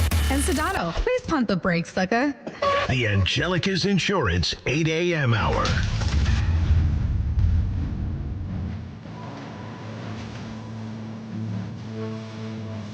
.806. Good morning, the Sedano and Cap Morning Show. Monday morning, July 27th. Hopefully you had a beautiful weekend like Cappy's horse did. That Sean's was flying on that racetrack at Del Mar, man. Well, at least on one of them. The other one, she doesn't have a schwanz. Really? Yesterday, July 26th, back in 2024, the #1 hit, Shaboozey, a bar song known as Tipsy Jack. Shaboozey. He had another song that sounded just like this song. I think it was a hit, too. Hey, listen, if you're a brother, you put on cowboy boots and a hat, you sing, like, look at Darius Rucker, man. It works. Are you Hootie? No, he's Darius. Yeah, I tried to get tipsy with Peter last night, but no, he wanted to have dinner with his kid. Ooh. Oh, really? I mean, after that great Ram show that we did yesterday, and I'll say great, because Bergman was producing, we were hanging out. It was, the sun was still there, 6 o'clock. It was a perfect summer evening. Like, Geet, take me down for some South Bay heat, bro. Little Manhattan Beach right there. Yeah. Not too far from LMU. He's like, no, my daughter is going back to school. I'm going to go hang out with her. After I show him how to do everything for Disneyland. Yeah. Oh, really? You had to do the whole Disneyland entry thing for him, He took the kids to Disneyland on Saturday. I took my daughter and her friends on Friday. So we had a good time. And so what I did yesterday, in honor of Morales, who can't do it anymore, I went to the backyard, a cigar. Oh, I didn't know which way that was about to go. Yeah, really. What doesn't he do anymore? There's only one way I'm going. It's alcohol. It's the cigar and the bourbon last night, and the sun just setting right about 8:20. It was just beautiful. It was just one of those perfect summer. Oh, you had a cigar weekends. with bourbon? No, bourbon. Oh, I thought Bergman. I thought Bergman put his mouth on a stick. No, he's in the valley. I don't go that way. Yeah, no, I was way too far. Yeah, we went the complete opposite way. Yeah, so it was ready to go. It was just good times yesterday. And out of that interview yesterday with Trent McDuffie, we got some Radio Rinaldi later, Cappy. Oh, really? Oh. How was Trent? So Trent McDuffie, I will be looking forward to hearing this, and I knew it got a lot of football stuff I want to bring up today. But was he a cool guy? Oh, fantastic. I've heard of him. He went to Bosco, served by Orange County kid. Geeter knew of him through other people. And just, I wouldn't be surprised if the Trent McDuffie show starts soon. He was really, really good on the mic, and he wants to do media stuff. He was telling us afterwards. Well, good. All the more reason to come home to L.A. Yeah, exactly. All the more reason to play Sedano for and the Trent Rams. soon. You never know. Right. Oh, bye, Sua. No, Bye, Sua. no. Bye, Hacksaw. No, not back. Trent. Oh, Trent. Yeah, but Sua's my meat brother. You know what I mean? Yeah. Come on now. If you love having fresh wild meat in your mouth, shop Wild Fork. Mm-hmm. By the way, I had some good wild pork over the weekend too. Oh yeah, what'd you have? Did you have any ostrich? No, not ostrich. Ground chicken and ground turkey too, and it was because it's fresh to frozen, man. Let me ask you Beautiful. something. Let me ask you a question. When your girlfriend is not in town, yes, does that mean you still go to the family for the Sunday breakfast? So here's the thing. I rallied a boys-only breakfast because it's a girls' trip. So all the girls, all the cousins, everybody, they're all in Palm Springs. So the boys, the senior aunts of the family, they run breakfast. So I made sure that I cozied up with the lead aunt over the weekend and before the weekend too. And I said, hey, I'm still picking up carnitas at La Moderna. I'll pick up whatever you want. And we had a boys' breakfast with all the boys in the family. Take care of Matt. Right. Just Matt. That's all you need, bro. But Matt wasn't even there at boys' breakfast. Forget him then. He's out refereeing, and he's got a lot of. Yeah, he's out there. He's Santa Fe Springs mayor. You know why? He's Santa Fe Springs swap meet. He's ready. Oh yeah. If you go to the Geezer anytime, he's there. Yes, he is. We should bring him to the track. Let's go, Cappy. Did you wind up buying any of those really nice fresh chicharrones you sent me the pictures No, of? so I don't get the chicharrones. I'm not a huge chicharrones guy, but they have them right next to the carnitas, and that's what I get. The carnitas, yeah. All right. But you should one day you'll have to come down, and we'll take you to the La Moderna in Santa Fe Springs, and we'll put one of those carnitas or those chicharrones right in your mouth. Yeah, fresh, too. What do you mean, Beto? You saying no? You saying no? What, the chicharrones are not kosher for me? Yeah, one. Let's get some buche while you're at it, too. No, but also, Cappy, weekend Cappy during Del Mar season, you got pinky out, man. You have charcuterie. You have hummus. Like, I saw what you ordered in the suite. But you said that yesterday morning because I sent the picture of the chicharrones, and you said that your daughter was making challah bread French toast. Yeah, my daughter yesterday, she came home and she brought in like this giant challah, right? And then she made challah French bread. toast. Challah French toast. What's challah? Okay, like it's not like challah. It's more like challah. You know, so it's like a Jewish style bread, like a big loaf of bread. And the challah is a big deal for the holidays. It's kind of like it looks like a trenza. Beto. Looks like a trenza, but it's bread, dude. That's what it is. I was going to describe it a little differently than a trenza. I was going to describe it looks more like a football. You know, No, it looks like a trenza. football It in a looks like plastic bag. Laces of the football, right? There you Yeah, go. that's All right. I got it. So, she made a big breakfast yesterday, and she actually put Nutella on the French so, toast. Bergie, that's not kosher. It may not be kosher, but the bread is delicious. Yeah, but if you put Nutella on it, that takes away. But why? That voids the kosher because Nutella's got a bunch of stuff in it. It's not kosher. I don't know. Cappy is Momo kosher. Momo makes it with chocolate chips. Well, that's Nutella could be kosher. Yeah, I don't think it's not Now, kosher. did you put butter on it, though?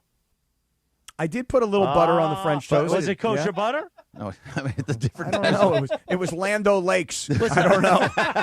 Listen, I want to protect my Hebraic brothers. Yes, appreciate that. I have a question, Morales. How do you know so much about the Jewish culture? I'm very close to the Jewish culture. How? Samboni is one of my dear friends, so I grew up around the Jewish culture a lot. In Anaheim, right there? No, in the Valley. So I was in the Valley for many years, too. I grew up in Whittier and then Anaheim, but then I spent a lot of years living in the Valley and was with Samboni's thing. And frankly, I've been I was well known in the Valley for a. Oh, you know what I mean? Really? You were known. He was dropping the holla. They were known. That guy Chris always brings around the Manischewitz. He knows. Listen, with those rabbi daughters, if they wanted to get their dad mad, they brought me around. You know what I mean? Really? They brought around the chicharrone. The Guys, summer of challah. I'll put on a yarmulke. Let's do this. Let's go, man. So, Beto, here we are today on Monday, but when we were all last together on Friday of last week, we got at about this time, maybe a little bit later in the morning, but we were into Summer of Schwann's goofing around. We were taking phone calls. We were just kind of doing our thing on a Friday. And then all of a sudden, we got the news, the breaking news. LeBron is ready to sign, and he's going to Philadelphia. Now, we had instant reaction from Michael Thompson, Ramona Shelburne, Mike Trudell, Geeter McGee. I mean, you name it, they were jumping in, and everybody had an instant opinion. But now we've had a few days since to kind of digest all of the LeBron news. And we now are on a Monday morning, and we know LeBron has made his decision. He's told the world. Everybody's done analysis. They've broken down rosters. They've broken down reasons. Beto, just give me, now that you've had time to sleep on it and digest it, what you think of the news as it broke Friday to where we are today. Honestly, Cappy, me personally, I don't kind of paying attention to it. For me personally, right? Work-wise, of course, you pay attention. But if I didn't have to do the show today, I would not have read anything over the weekend about LeBron and what's going on with him because he's not a Laker, so I don't even care anymore. I'm just happy that he made a decision. and we don't have to keep on talking about it. Now, as the host of the Lakers postgame and working here, here's what I do think about. This was always going to be his decision because you saw how quickly the statement was out there. You saw how quickly the Rich Paul podcast was out there. All the little nuggets that were left there, right? You saw it. Like, so don't give me the, oh, I really didn't know until the last minute. No, you guys knew exactly what's going to happen. And now that you remove yourself and you look at the bigger picture, you see why Philadelphia is the best spot for him and where he decided. Cleveland, for me, would have been the spot where he should have gone to wrap up his career because that puts the bow on it, right? Where it's like, hey, he started there, he finished his career at home. Love it. That's the storyline. But where can you best win? Looking at the Philadelphia roster, when they made that trade to get rid of Paul George and bring in Brown and seeing what they can do, where LeBron can go and fit in at that $4 million a year, Philadelphia is an excellent spot for him, a great opportunity to win, gets them out of the West, away from San Antonio and OKC. The Knicks, yes, are the defending champions, but they're very going to be beatable. And I think LeBron in Philly is going to work. This is definitely a team that should be going to the Eastern Conference Finals, if not the finals. And you see Vegas has brought the numbers down even more because LeBron joining that team. I love VJ Edgecombe. I love what they have. The bench isn't the strongest for them, but that team is going to be explosive. It's going to be a fun team to watch, and it's the best spot for him. Miami, I don't think it would have worked with Giannis and Riley and Spo and everything else. For me, Philadelphia is the best spot to win. I still would have liked for him to finish it up storyline in Cleveland. Yeah, no, I feel the same way. I feel like Cleveland would have been the best story, like go home and wrap it up. People thought Miami, because we had heard previous to the decision that happiness was a big part of it for him. So people were trying to put two and two together. Yeah. Because here's the thing. We were told by Rich Paul very, very specifically, he's not ring chasing. And so when he said he's not ring chasing and he's looking for happiness, what did we try and do? We tried to figure it out. Happiness. He goes home to Cleveland. He's got a home there. He's got a school there. This is hometown for him. This is in who he is. It's part of his DNA. Okay, Cleveland makes sense. Miami, he's lived there before, knows the organization. It's still the same guy who runs the organization, still the same coach. And yes, they've got an updated roster, but Miami seems like an easy place for LeBron to just kind of slide back into. Golden State, everybody was thinking Golden State because, hey, look. Oh, they got used, huh? Well, I think so. I mean, Draymond Green, I can't wait to hear what's going to happen because everybody, again, and I say everybody, I mean all the people that are the folks that cover the NBA, Draymond opted out of his contract because he's making room for LeBron, and that didn't happen. So whether or not that's really why he did it, but we were thinking Golden State, he can fly back and forth, he can be close to home, doesn't have to move his family out of LA. So the reason we were kind of sent in different directions is because Rich Paul did a great job of saying two things. One, he's looking for happiness. So we none of us were thinking about winning equals happiness.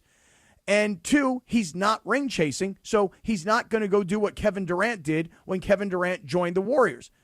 But in the end, Philadelphia probably offers him the best opportunity to win because he's not in the Western Conference where he's going to have a hard time getting past San Antonio and Oklahoma City and others.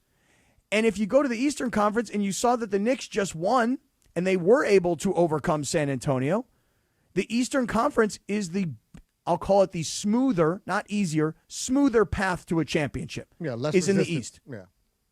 And I love the story this weekend that LeBron's people had reached out to the Knicks and they were like, nah, we're good. Nah. Thank you. Thank you anyway. We're good. Yeah. But here's the one thing I just want to ask everybody, because there seems to be two kinds of people in L.A.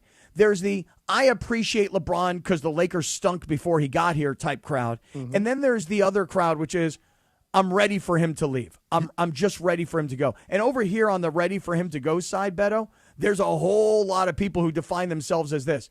I was a lifelong Laker fan. I love the Lakers, but I despised LeBron, and I stopped watching the Lakers as long as LeBron was on the team, which I keep saying to people, are you coming back now? That's nuts right there. Those people, and that's the vocal minority, those people, and they're like, you were still watching the Lakers with LeBron. Stop. If you're a real Laker fan, you're still watching it.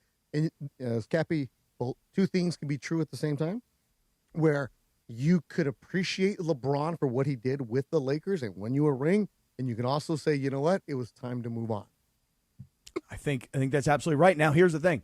If you are a Laker fan who is a LeBron fan, I just want to ask you guys this question. Were you upset at all with LeBron's message? Because we didn't get a chance to really think about it, talk about it, and analyze it as we seem to always analyze all of his words. But on Friday, when he put out his message, he said, I'm going to quote it, "Miami, I'll forever love, and Northeast Ohio will always be home." But the only thing he said about the Lakers and the city of Los Angeles was, "Thank you, L.A." So it was like, thank you versus, hey, Miami, love, Northeast Ohio, home, but L.A., thanks. Well, I mean, he's going to lose no matter what. If he says, thank you, L.A., okay, what did he do wrong? Now, if he says all this stuff about L.A., people are like, oh, that's not genuine, that's AI, or it's Claude, right? He can't win no matter what with L.A. fans that just don't rock with LeBron James. So I'm okay with the statement because it's the one that you just broke up with. It's the one that you're fresh with, where it's like, you don't want to compliment, like, okay, Cappy, how's the divorce going, right? It's not going so great, no. But when you first started getting divorced, it was, breathing fire every damn day. And then as you move down the line, you're like, yeah, you know what? There was some good moments and stuff like that. You could reflect. You don't want to give any kind of credit at the very beginning of the breakup. And I'm okay with LeBron saying, thank you, L.A. You see what he did in L.A. He won a championship. Would LeBron have been good on this Laker team? Yes, absolutely, at the right price. Not the price that he was asking for, but hey, if LeBron would be on the Lakers for 4 minutes, give me him all day long.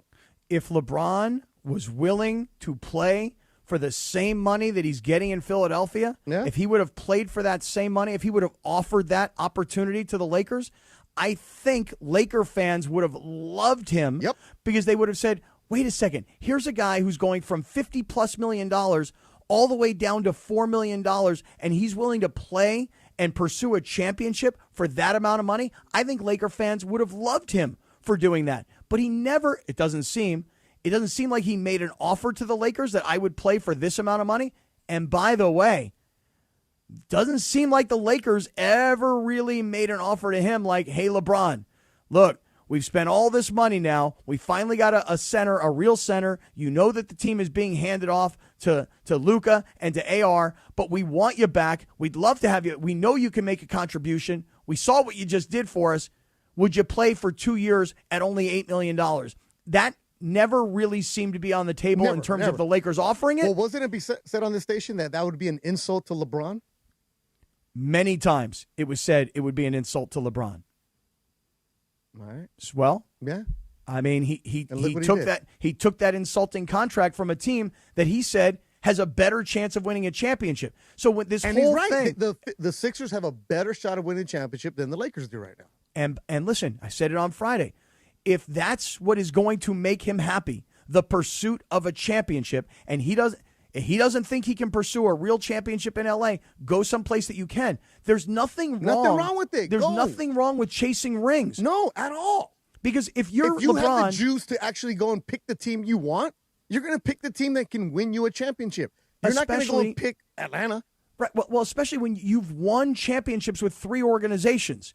You have a chance now, and listen, I like when guys stay with one team. We had Jackie Slater on last week, and he spent his entire NFL career with one team, the Rams. That doesn't happen anymore. It doesn't. It doesn't happen with high schools. No, listen, LeBron is now going to his 4th team. You're so right. It doesn't happen in high school. Yeah. These kids will transfer every year for more playing time, more NIL money. Go what's best for you, the best opportunity for you. And Flea had the best tweet. You see what Flea tweeted? Which was what? Right here. So somebody tweeted at him and said, Lakers and their fans never fully embraced him. Philly will. Yeah, right. Philly's always going to turn on you no matter what. But Flea tweeted this back. I'm a hardcore Laker fan as they come. I treasured every moment of his Lakerness. He was incredible. Go Lakers, bleep the Sixers and every other NBA team. Yeah. I think that's a lot of Laker fans right there. Yeah. Hey, thanks for being here, but you ain't with us anymore. Bye. And I just think the whole thank you, LA, I would say that for the people that were ready for LeBron to move on, I kind of felt like the thank you, LA was just kind of a little, for me, it was like, hey, I had 8 years here. I won a championship. I made it to a Western Conference Finals. I carried this team in the playoffs this year. But it's thanks only one. Thanks for kind of nothing, by the way. You guys didn't love me. You guys didn't embrace me. You didn't give me the love that I thought I deserved from you, especially considering that I delivered a championship. So it's just sort of a throwaway thank you. I feel like LeBron sent his love to Miami because they were a contender, sent his love to the Cavaliers because that's his hometown, and kind of was saying to the LA fans, you'll find out how much you miss me when I'm gone. So thanks a lot for having me while I was here. He wasn't going to lead you to a championship. He won one. Laker fans would have wanted more, right? And then there was the way that they would exit the playoffs, and then the fact that he was in control of the team. It was the passive aggressiveness with LeBron where, hey, I don't know. Be like, yeah, come on, man. Like, I didn't want this. Yes, you did. I did. Oh, no. That's what irritates a lot of Laker fans. Not the on-the-court performance, because on-the-court performance, fantastic. Brought it every single night. Made the team better every single night. Led them to playoff victories last year when they shouldn't have won, right? Nobody expected them to be Houston in the first round, but that was LeBron. Greatness we watched every single night with LeBron James, the professionalism on the floor. It's all the stuff outside of it that annoys Laker fans. I agree. I think you're so right. Having control of the organization for as long as he did, I think was a big thing. I also think having control of a lot of the media bothers the fans as well. Because when you're so big and you're so overwhelming and you need to gain access, you do what you have to do. And LeBron was in control of the Lakers for a long time. He was in control of the media and the messaging for a long time. And I think it bothered and rubbed a lot of fans the wrong way. And all they got from LeBron on the way out the door was a thank you. Not some love. Not it's in my heart. It's hometown. Just a little thank you, which I thought was kind of a dig. He could have said nothing. So he could have. So I don't know. What do you want him to say? Thanks for drafting my son. 826, good morning. Well, maybe that's what the thank you was for. Sedano and Cap Morning Show on a Monday. Let's talk about our friends at Pizza Hut, Cappy. Oh, yeah, man. This is great. I loved, when I was a kid, I loved Pizza Hut. Birthday parties were there. We would get done with Little League games. I'm sure a lot of you guys have your spot you go to, but we would go from Little League games right there to Pizza Hut. Friday nights with the family was always fun. You know, they had their red roof. It was such a, it was such a distinctive, brick and mortar sort of a place. And then I used to, when I got older, I would have lunch at Pizza Hut all the time because they had that great salad bar and the all-you-could-eat pizza. So, look, the nostalgia is kind of back. Pizza Hut is bringing it back with a new throwback value menu. You've got iconic favorites. The personal pan pizza. We had those last week in studio. The personal pan pizzas are great. The breadsticks. 2-liter Pepsi starting at just $4. I mean, $4. Or how about a medium one-topping original stuffed crust pizza for only $11.99? Plus, there's all these new items that the Hut has, like triple cheese mac, which last week was in studio and everybody was raving about it, and the gooey s'more sticks, which, again, everybody seemed to really love. If you're ready to relive the good old days or create some new memories, check out the Pizza Hut throwback value menu. But don't wait, because it's really here for only a limited time. You can order today on the Pizza Hut app. By the way, when you're ordering on the Pizza Hut app, it's so easy to use. If I was able to download it and use it, you can do it too. The thin crust is my absolute favorite. Limited time offer. Additional charges apply for extra cheese, toppings, and specialty recipes. But make sure you download the Pizza Hut app and enjoy some of that, what I'll call retro Pizza Hut deals. Thank you, Cappy. 8:28 in the morning. It's time to dust off producer Lindsay Baseball's Fight On. Fight On. Because, that's not the one I like. Fight On. There we go. Tomorrow is the first day of Big Ten football media days. Time to get ready for USC, UCLA, sucker. We'll talk about that 3 minutes from right now on the Sedano and Cap Morning Show. Fight On. This is the Sedano and Cap Morning Show. John Ireland here. You want a vodka that's championship caliber? Look for Blue Ice Vodka at Ralph's, America's largest potato vodka. Double gold rated, just 64 calories an ounce. Classic, Huckleberry, or double espresso. Blue Ice Vodka. Vodka with standards. Here in Los Angeles, our city water is loaded with chlorine and chemicals. That's why I got LifeSource Whole House Water System. It cleans and conditions water from every tap for healthier water. With no salt and no regular maintenance. No more harsh, skin-irritating city water. Upgrade your water and your life with LifeSource. I did, and I'm never going back. LifeSource has been doing it for decades. Read the reviews. Call the LifeSource California factory today at 800-WATER-99 or visit LifeSourceWater.com. LifeSource Water, it's not just better, it's essential. LifeSource, taste and feel the difference. Warranty limitations apply. Rams training camp is back today. Tune in this afternoon from 3 to 6 p.m. for DeMarco Travis and Marcus Grant, live from Rams training camp at LMU. Training camp coverage on ESPN LA, powered by Waba Grill. Waba Grill, It's for you. We are back in 90 seconds from right now. I'm here with Angelica, and getting a DUI is serious business, isn't it? It's a process, Cappy, and if you don't take action within 10 days, you run the risk of some pretty serious consequences. Start by calling or going to fixmydui.org. One of many things Fix My DUI does is help individuals rebuild their lives through stability and reducing the risk of future mistakes. We do this through education and ongoing support. So the first thing you do, visit fixmydui.org or call 888-607-7077. We can help. Drip Drop is doctor-developed, proven fast hydration that helps your body and mind work better.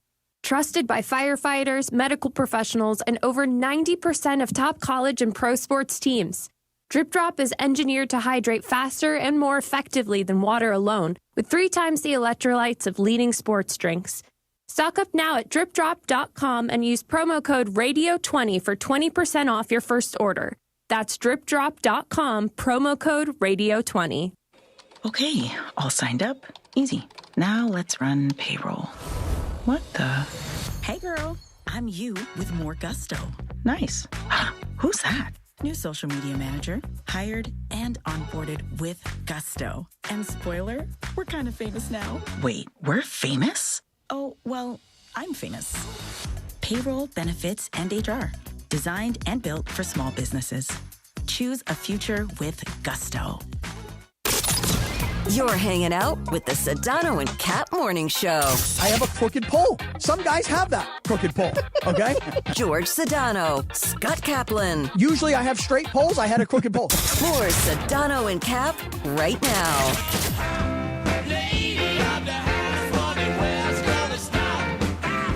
8:31, good morning. The Sedano and Cap Morning Show on a Monday. Yesterday, July 26th, Mick Jagger turned 82 years old. Wow. Pretty amazing. 82. Beto, you I love the Stones. Can you rock with the Stones? Oh, absolutely, man. That's classic right there. A little brown sugar. You got the moves? You got the moves? You do the chicken, the Mick Jagger chicken move? You do that? I'm done with that. I don't know. Oh, you're not going to do this one? I'm doing it right now. People love this move. Prove it. I want to see the Stones. I want to see all the old dudes, man. Because I'm not a big concert guy, but I know I got to see the Stones. And better hurry up before he dies. That's why. Because they're so expensive too. Like I want to go see Bruce. Just some of your baseball friends. Yeah, you know, the MLB writers got the hook I up thought with you were that. going to go see. I thought you saw Bruce at the Forum when I went. I was supposed to. Oh, that's right. But And you didn't go? I had a fight, so no. But I want to see the Stones, man. I want to see Mick and the Stones, just like Spicoli said. Yeah, we get on over to London and jam with the Stones. Yeah. I like how Checker Lindsay Vans, said it. baby. Yeah, I like how Lindsay said what everybody else really was thinking. You better hurry up before he dies. I try to be morbid, but I mean, he's getting up there. it's true. Soon he's going to break a hip or something. So that idea of watching these real rockers came when Tom Petty. I was supposed to go see Tom Petty, and I was like, nah, I'll just go tomorrow. He's going to be there again, and died. Yeah. And then I was supposed to see Juan Gabriel, a fantastic singer for us Mexicans, right? Right, Noah over there. Noah. No tengo dinero. And he was at the Forum, and I was like, I'll go tomorrow. Died. Heart attack. So Wait, really? You had tickets to go see Tom Petty and he died the next day? I didn't have tickets. It's when I was covering the that's brutal. Chargers, and Dan Wojcicki was in the media room talking about, I'm going to go see Tom Petty. You know what? I'll go too. I want it. Not with Wojcicki, but I was like, I love the free falling. I'm all about it. I'm I understand. And no, him too. And then I'm always I'll go tomorrow, because with our lives, Cappy, you can't really plan evenings out, right? You can't really plan concerts because you never know how your life is going to change. And I hate buying tickets and have to sell them or whatever later on. I'm like, I'll go. And Petty died. Juan Gabriel died. So before guys. But have you guys seen the Rolling Stones at all? Has anybody here seen the Stones? No. I have not. Nobody's seen the Stones? I've seen them a couple of times. But in these later years, in these like big stadium shows. And Mick Jagger at now 82, but even previous to that, man, he still goes on stage and crushes it. He dancing around like it's the 1970s. Whereas you go see a guy like I've seen Bob Seger in concert, and Bob Seger sits on a chair and plays guitar, and with that's a Silver Bullet Band? Yeah. Is it with the Silver Bullet Band or no band? I don't know about the Silver Bullets. I mean, I always just think of Bob Seger, like a rock. And he just sits there on a chair and he plays guitar, and you're like, yeah, these are all the songs I wanted to hear. There's not much show. buy a Chevy right now. Oh, exactly. Get a Go nice see Lippert. John Good at George Chevrolet. He'll put you in there. Yeah. And that kid, John Good, he's like a rock sometimes. Oh, really? I drove by it the other day. Just let it breathe, Cappy. Well, I didn't know. No, just let it breathe. I had no idea. All right, meanwhile. John Good is like a rock.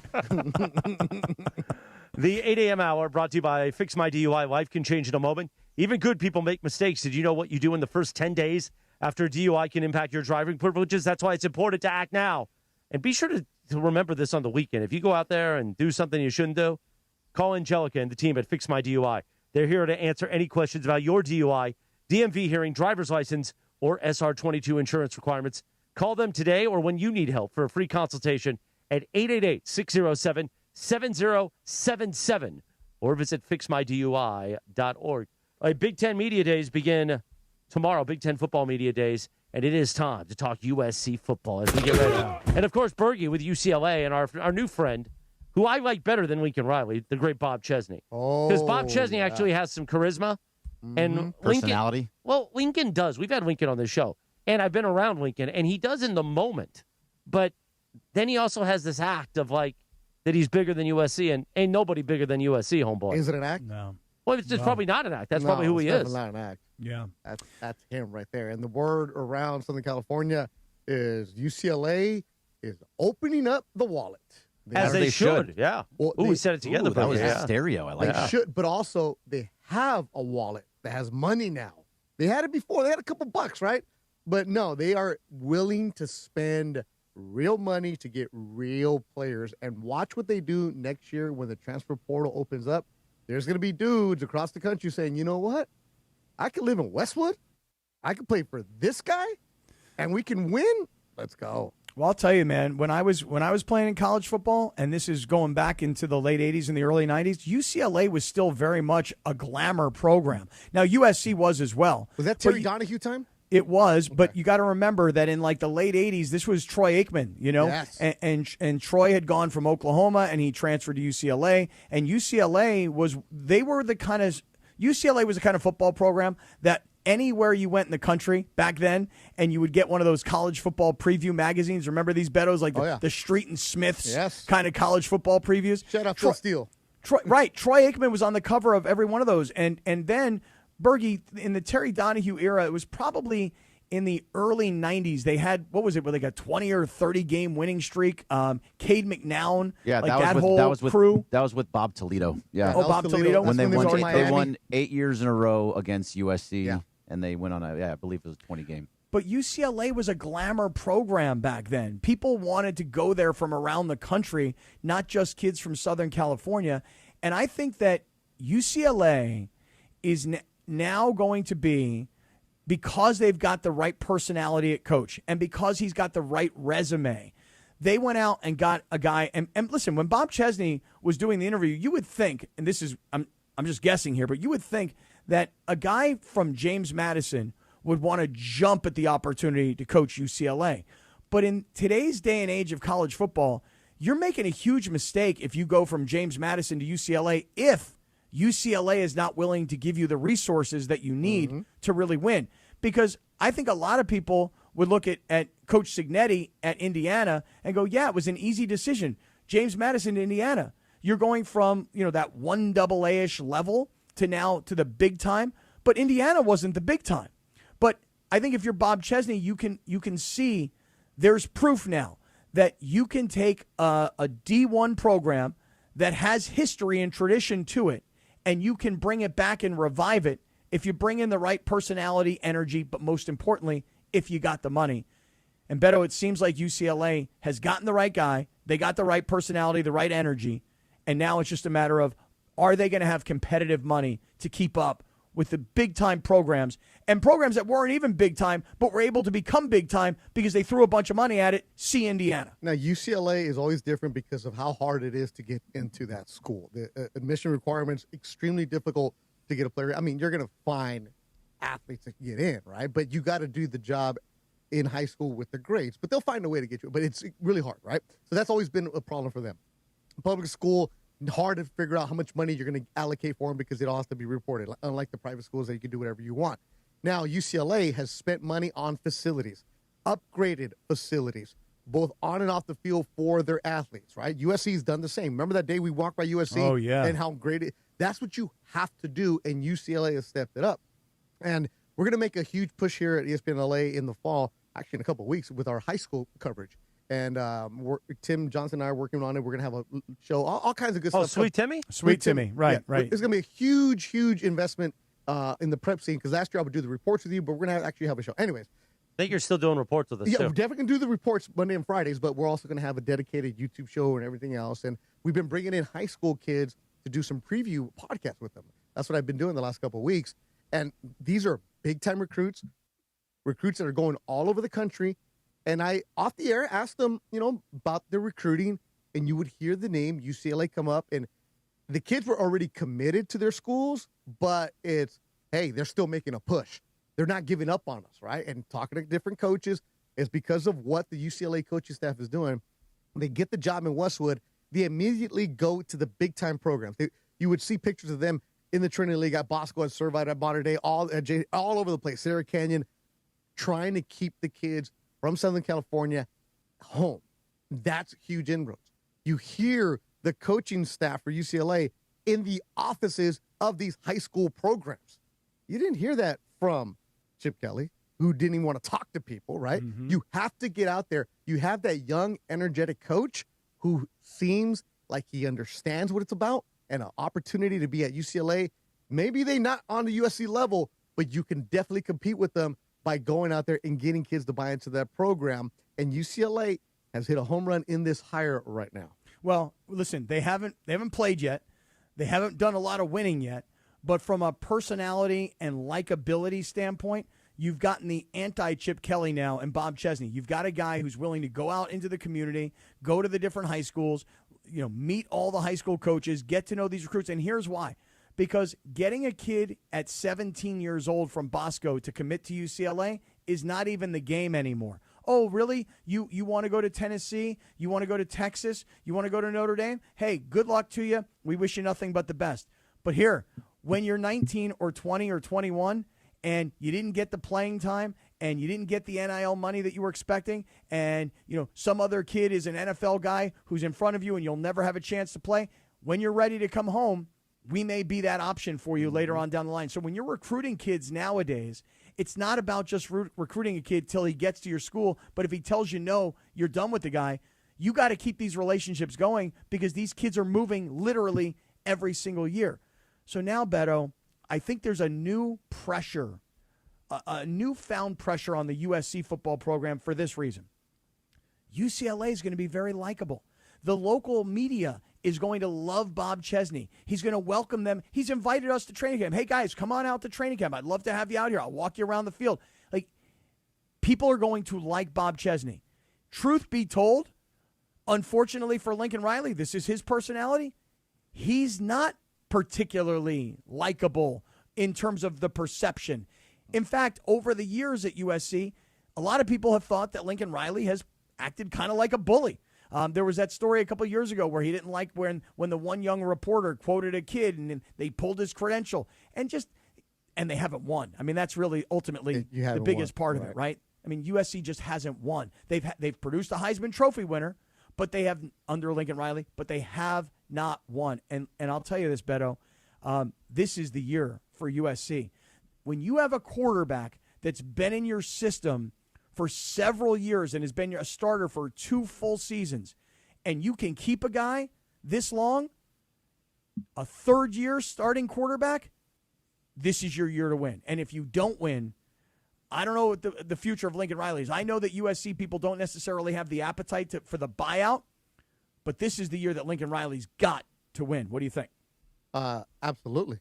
It's football, playoff, or bust for USC. You have the resources. You have the quarterback.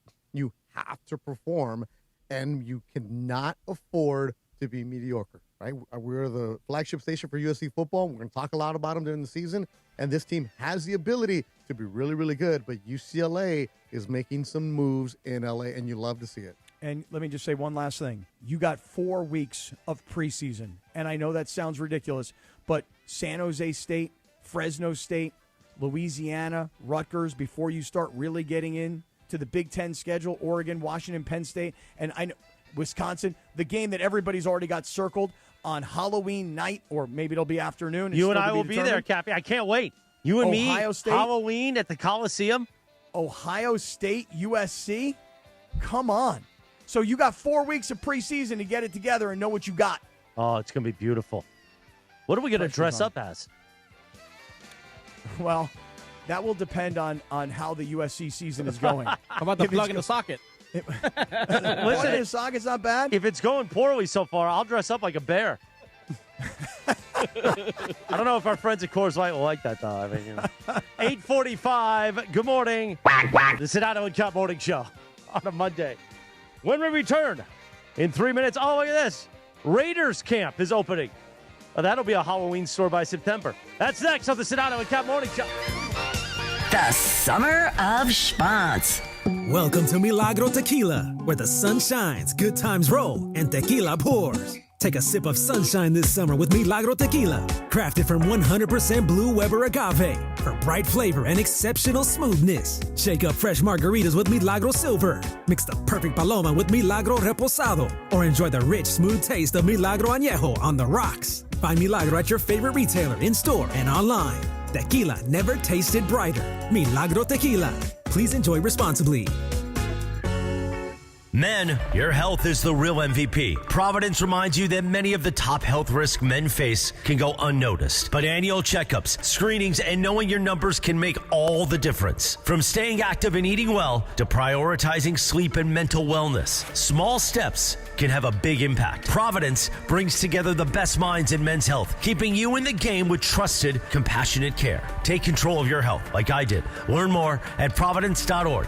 Providence, caring with compassion in Southern California. Hi, it's Ramona Shelburne. Right now, lease a brand new 2026 Hyundai Palisade SE for just $299 a month. Comes with owner's insurance and America's best 10-year, 100,000-mile powertrain limited warranty. Take it from me. With next-level customer service and incredible dealer incentives, your next Hyundai is waiting for you at Hyundai of Glendale. Call 818-222-8000 or check them out at HyundaiofGlendale.net. $299 per month plus tax. Close and lease for 24 months. $47.49 total due on signing plus government fees and taxes. Unapproved above average credit through HMF. There's no security deposit. 7,500 miles per year. 20 cents per access miles. Expires 7/31/26. Fuego. 8:46. Good morning. Rams training camp is back. ESPN LA's coverage and content is presented in part by Pechanga Resort Casino. Play your perfect combination at Pechanga Resort Casino, official California gaming and casino partner of the Los Angeles Rams. Visit Pechanga.com or call 888-PECHANGA for reservations or more information. The Sedano and Cap Morning Show. We're back in 1 minute from right now. Are you ready to make a difference for the environment while helping the visually impaired at the same time? Then donate your vehicle to Heritage for the Blind today by calling 1-800-983-6530. Every donated vehicle will either be properly recycled in an eco-friendly manner or given a new life through reuse. Donating your vehicle is easy. Simply call 1-800-983-6530 and Heritage for the Blind will do the rest. They'll even arrange for your vehicle to be picked up at no cost to you. And for a limited time, when you donate your car, you'll receive a $200 restaurant voucher and a 2-night, 3-day hotel stay at one of 50 locations. Call 1-800-983-6530 right now to schedule your vehicle donation and make a positive impact on the environment while helping others. Heritage for the Blind, where every car donation counts and every person makes a difference. Call 1-800-983-6530 now. This advertisement is paid for by Heritage for the Blind. It's time for the Wild Fork Foods Yacht Rock Song of the Morning. It's time for the Wild Fork Foods Yacht Rock Song of the Morning on the Sedano and Cap Morning Show. Wild Fork, your neighborhood meat and seafood market. Now, he's put on his captain's hat. I am the captain. This is the captain's table. The captain sits at the captain's table. Captain Condiment has the Yacht Rock all queued up.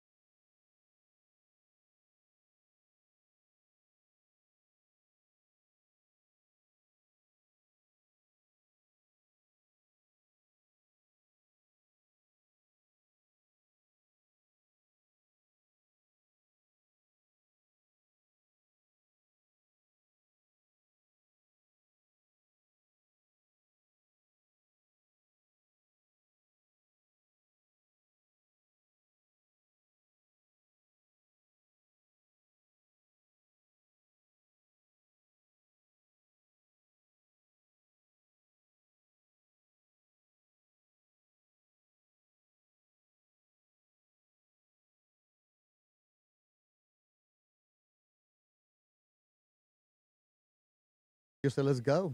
You know, so many people would think that, like, driving between L.A. and San Diego, people are like, ugh, the drive. Ugh, I can't handle the drive. You know, when you do it every week, it really is not a big deal, you know, especially when you figure out the right time. Although you did face some traffic on a Saturday afternoon coming down, didn't you? Yeah, there was an accident. That's the worst. Right there at Oceanside, right there by the Top Gun house. Yeah, because everything locks down. Yeah. And there's no way out. Nah, no problem. But it's all right, though, Cappy. You go along for the ride. You gotta live life, man. You got to live life. Meanwhile, Raiders training camp opens tomorrow. What a great song. And the ghost of Al Davis will be flying around. They should have had Al Davis stuffed and roll him out. So everybody can go, Mr. Davis, what do you think about your team being an abomination? Not a terrible idea. Stuffing him and keeping him in the office wasn't a terrible idea. I mean, look, it's what you and I talked about last week, Chris. We're going to stuff Armin Cornell, and we're going to take him out on our brand new boat, the Schwans. Our P1 listener, the great Armin Cornell. No, put him in the concourse like they do in Buffalo with the table that they put out there. Like you just have Al Davis just hanging out there. The white jumpsuit, the white one. Right. With the new Buffalo Stadium, the fact that they have a shattered table in the concourse is amazing. Great architecture. Yeah. Well, Berg, your Raiders go to work tomorrow. And, of course, just like at Rams training camp where there really aren't that many questions about what are the Rams going to be. The only question in Rams training camp seems to be, when will Aaron Donald return? Everybody just makes this assumption that Aaron Donald wants to get back in. But for the Raiders training camp, there are a lot of questions. And the number one question is going to be at quarterback. Could Fernando Mendoza, the number one overall pick, perform well enough in training camp and in the preseason to convince their new head coach Kubiak that this kid is ready to go? And there's obviously two philosophies. There's the let him sit, let him wait, let him learn. Let's not have him take the beating while a veteran does. And then there's the other philosophy, which is throw him in. That's why you drafted him number one overall. It's why you have a veteran backup quarterback if the kid were to get hurt or if he needs a little bit of time, to sit on the bench. So, Bergie, for me, Raiders going into camp tomorrow, Mendoza, Cousins, quarterback. That's the number one pressing question. That is absolutely the biggest thing that's going to be coming out of this camp because it really, I think I've always been the one that's like, hey, just let Kirk Cousins take the beating, let it go through. But at the same time, I've been thinking about it a lot recently that if he comes out into camp and he just looks fantastic, he looks as good as like Pat McAfee calls him a computer. I'm not sure if he was joking about that or however he was going through it, but if he is as good as advertised and is the number one overall pick and has an understanding of the playbook of Clint Kubiak's playbook that did pretty well in up there in Seattle, like if he looks good, then maybe he does get that start from week one. And if that's the case, then I'm all for it. I'm going to trust in Kubiak to pick the right guy to start the season. I think it's going to be Cousins just to be able to ease him in. But if he shows out, great, let's do this. Let's start from day one. Yeah. Beto, what would you do? Would you take a kid that you draft number one overall and say throw him into the fire because I want him to learn as fast as he can on the job. I want him to understand the difference between the NFL and even the highest level national champion, Heisman Trophy winning college quarterback guy. I want him to understand the NFL from day one. I've got myself a competent backup quarterback in Kirk Cousins. He's not going to be a guy that's going to bust chops in the locker room like, I'm not getting playing time. Why did I come here? Kirk Cousins is, to me, one of the ultimate sweetheart guys in the NFL. He'll be a professional. So what do you think, Beto? Do you go with philosophy A, which is throw him in, play him, get him playing time, teach him the game, or the other philosophy, which is let him sit, let him watch, and let him wait his time, and then we'll play? It depends how he looks in training camp and in preseason games as well. Training camp, that's where you're going to be more of the live reps, right? Preseason games, you're not going against the best. You're not going against guys you see the NFL on a regular weekly basis, right? But I can see where the Raiders would say, let's go, because the way they started off their season with Miami, at the Chargers, at New Orleans, and the fourth game is against Kansas City. So I could see them saying, you know what, let's just throw him to the Wolves. But if he doesn't perform, because there's some questions about can he make certain kind of throws that NFL quarterbacks need to make consistently, then I can see them doing what the Rams did when they had Jared Goff. Start on the bench for a while, and then once the season is done, where you know you're not going to the playoffs, put him in there, right? I can see that with the Raiders, but again, they don't have anything to lose. So why not just put them in there and take your lumps? Because you don't have the hardest schedule to start off the season. No, I think the only thing is that when you have a rookie head coach making his debut, would you as a rookie head coach like to have somebody that you feel like you can trust and count on because that guy's a veteran? That's the Cousins side of it. On the other hand, if you're a rookie head coach, maybe you say, well, you know what? I've got some time, and if I play the rookie, I've got myself at least 3 years. If nothing else, I got 2 years. Year one is learn. Year two is develop and get better. So maybe I should just go ahead and play the kid right away. The only fear is that the kid gets hurt and his development gets stunted. Top of the hour. We get ready for the Rich Eisen Show coming up at the top of the hour, terrestrially on 7:10 a.m. or on the all-new ESPN LA app. We begin the digital hour on YouTube at ESPN Los Angeles. Click the Sedano and Cap tile on the app. Meanwhile, the Morning Wood brought to you by Hernandez Wholesale Flooring. Summer's here before your next barbecue or family gathering. Upgrade those old floors with Hernandez Wholesale Flooring. Visit HernandezWholesaleFlooring.net or the showroom next to the Commerce Casino. Hernandez Wholesale Flooring. No games, no gimmicks, no sale. Beats wholesale. Knock on that hardwood, Jack. This is the Sedano and Cap Morning Show. Looking for a vodka with standards? Blue Ice delivers. American-made from Idaho potatoes, gluten-free, non-GMO, and only 64 calories an ounce. Enjoy the classic Huckleberry with lemonade or award-winning double espresso. Blue Ice vodka, premium taste, nothing extra. This is the Doctor in the Dugout with Dr. Alan Byer, presented by Hoag Orthopedic Institute. I'm often asked about people who suffer their first back injury, think they've pulled a muscle in their back, and they don't stretch enough as far as their back is concerned. So when do you seek care from a doctor when you've sustained a back injury? At Hoag Orthopedic Institute, we like to tell people that the most important thing is to watch and see if that back pain is radiating down your leg, causing any numbness, causing any weakness, or any bowel or bladder dysfunction. These are surgical problems usually and require a more urgent visit to the emergency room rather than waiting to see the doctor. If none of these signs are present, it's safe to wait it out, rest for a few days, and seek medical care from your doctor within a week or so. Hope that helps. Keep stretching your back. If that doesn't get better in a week or 10 days, that's when it's time to seek the orthopedic specialist. Hope this keeps you on the field, and keep listening. We'll be back soon. Keep listening for more on the road to recovery right here on 710 ESPN. The bikini debuted in July of 1948. Coincidentally, that's the last time I felt ready to wear one. Now your top reasons to visit Morongo. Appetite for Destruction plays the music of Guns N' Roses. Poolside playback, August 13th. Number 2. Summertime is pool time. Rent a casita with a private pool. And the number 1 reason. Don't pay high prices for gas. Morongo's Travel Center prices are the lowest price gas around. Morongo, good times. Guys, Pizza Hut takes me back old school. Birthday parties, Little League, Friday nights, there was always something special about the Hut. Now, celebrate again with Pizza Hut's new throwback value menu. Iconic favorites like a personal pan pizza, breadsticks, and a 2-liter soda starting at just $4. Feed the family with the original stuffed crust pizza, $11.99 for a 1-topping medium. Try new additions like triple cheese, mac, and gooey s'mores sticks. Go to pizzahut.com or order now on the Pizza Hut app. Hey, it's Rich Eisen for Pella Windows and Doors. Sometimes teams take a timeout to regroup and call the right play. When it comes to your home, Pella Windows and Doors always has the winning game plan. They're not just window and door experts. They're experts at taking care of you and your home. At Pella, they find the products that meet your needs and their experts install them. They do it every day, and that's why your neighbors trust them. Discover why Pella is a trusted choice for homeowners everywhere. Visit Pella.com/Eisen today. That's Pella.com/Eisen.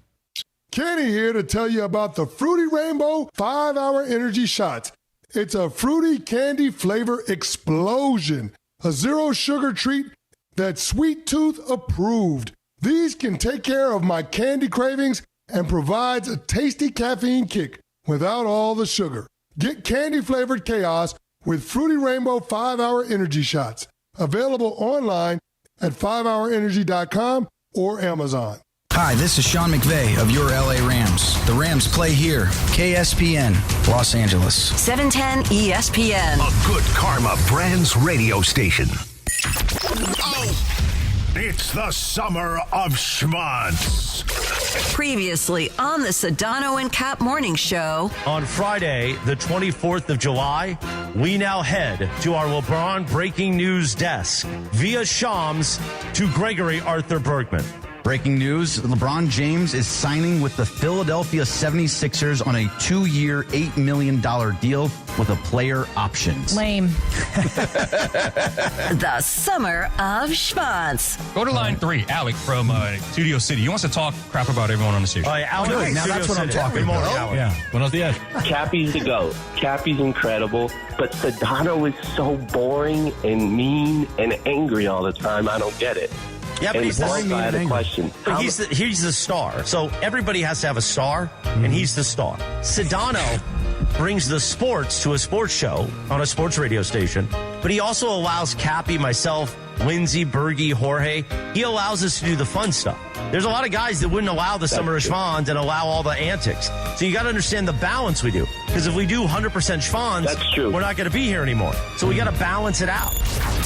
It's the summer of schmonz on the Sedano and Cap Morning Show. I'm just here for the summer of schmonz.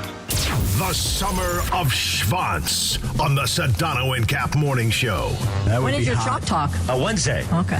DeMarco and I, Les Snead, and apparently Sean McVay may drop by, which they're not going to tell me, so I won't be prepped for it. No, not really.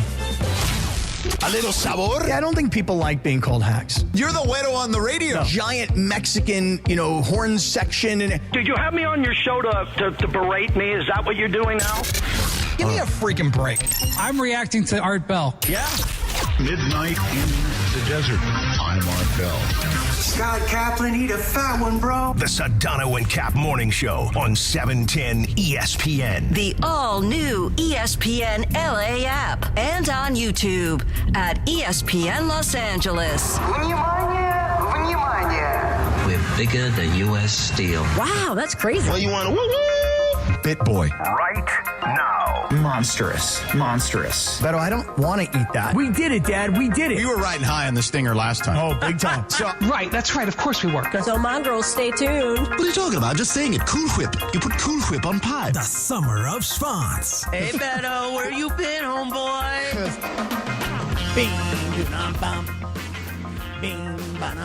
Oh, yes. Good morning, 9:02 and 40 seconds. The Sedano and Cap Morning Show is on your Monday, the 27th of July, 2026.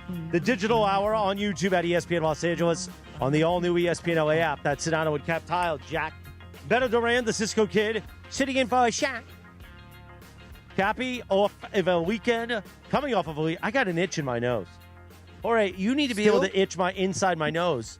I thought you gave not that an up. itch for that. Oh. No, they sewed up the hole while I was in the hospital. Oh, really? But I don't want to do it on camera because I don't want people to think I'm Cappy and picking at it. I know. And the worst part is, I have right now on the right side of my nostril, I have an inner nostril zit. I've talked about these in the past.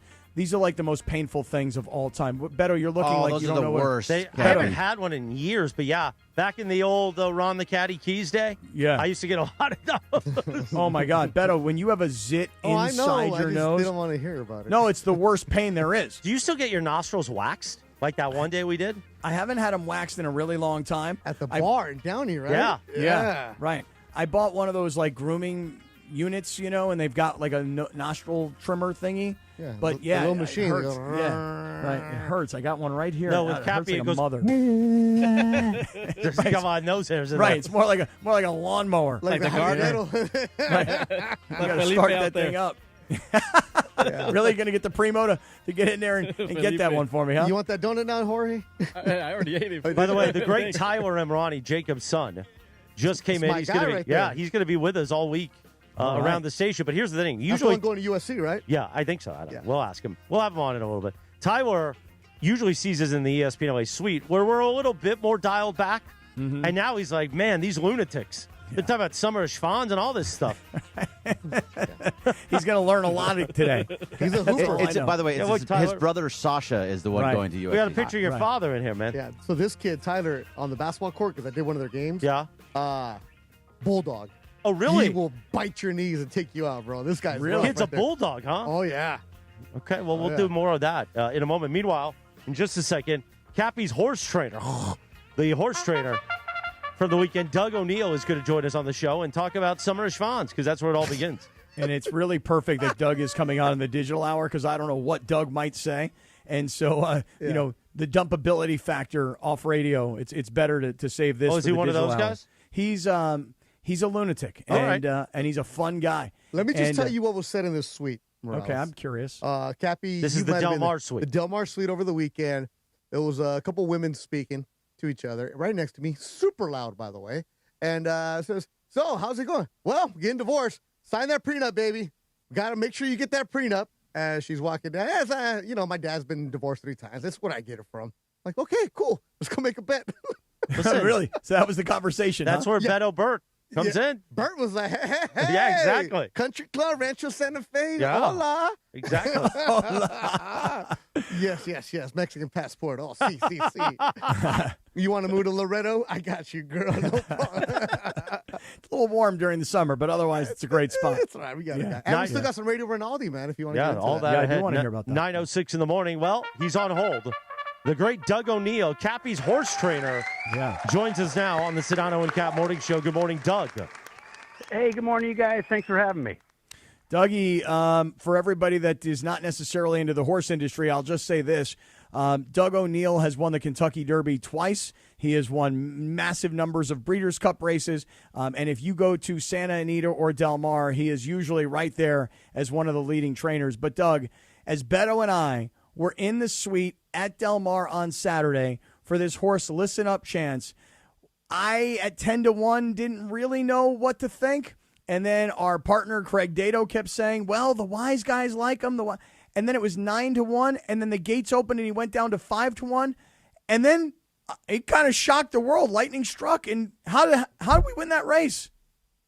God, right? It was crazy. The whole thing is crazy. The whole journey so far with Listen Up Chance, with Little Yachty and some of these rappers that Adam Kluger with Run Fast has brought into the sport. He's just been an absolutely cool horse. The race came up tough. I think that's why his odds were kind of high. We lost our jockey, Antonio Fresto, who had ridden him the time before, chose to ride Stronghold, another horse in the race. So I think just a different jockey and the race coming up so tough, that's how we got the odds. But, man, what a great win, and probably one more jump we'd be talking about, hey, we ran a good second. But the wire came out at a perfect time. And Doug, the best part about it, I was at the finish line watching it when it went to the nose, and exactly what you said, one more jump probably doesn't happen. But the reaction from everybody trying to get into the winner's circle, were you able to get into the winner's circle? Because there was security holding people back. Yeah, it was great. It was so great to see. This horse has really brought so many people into the sport, and he, again, just a blue collar horse. Doesn't have the craziest great pedigree, but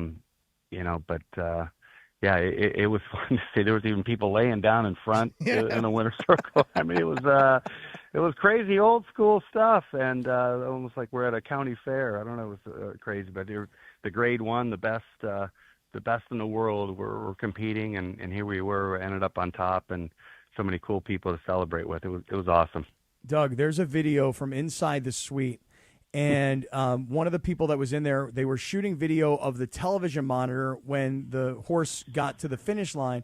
And really, at that time, everybody in the suite is cheering because we think we won, but I'm not really sure. I couldn't tell. And then the camera pans over to you in the corner, and you've got your hands on your head in like a pose of disbelief. Were you so shocked? I mean, again, your hands are like how did that just happen? Were you completely caught off guard that horse could win that race?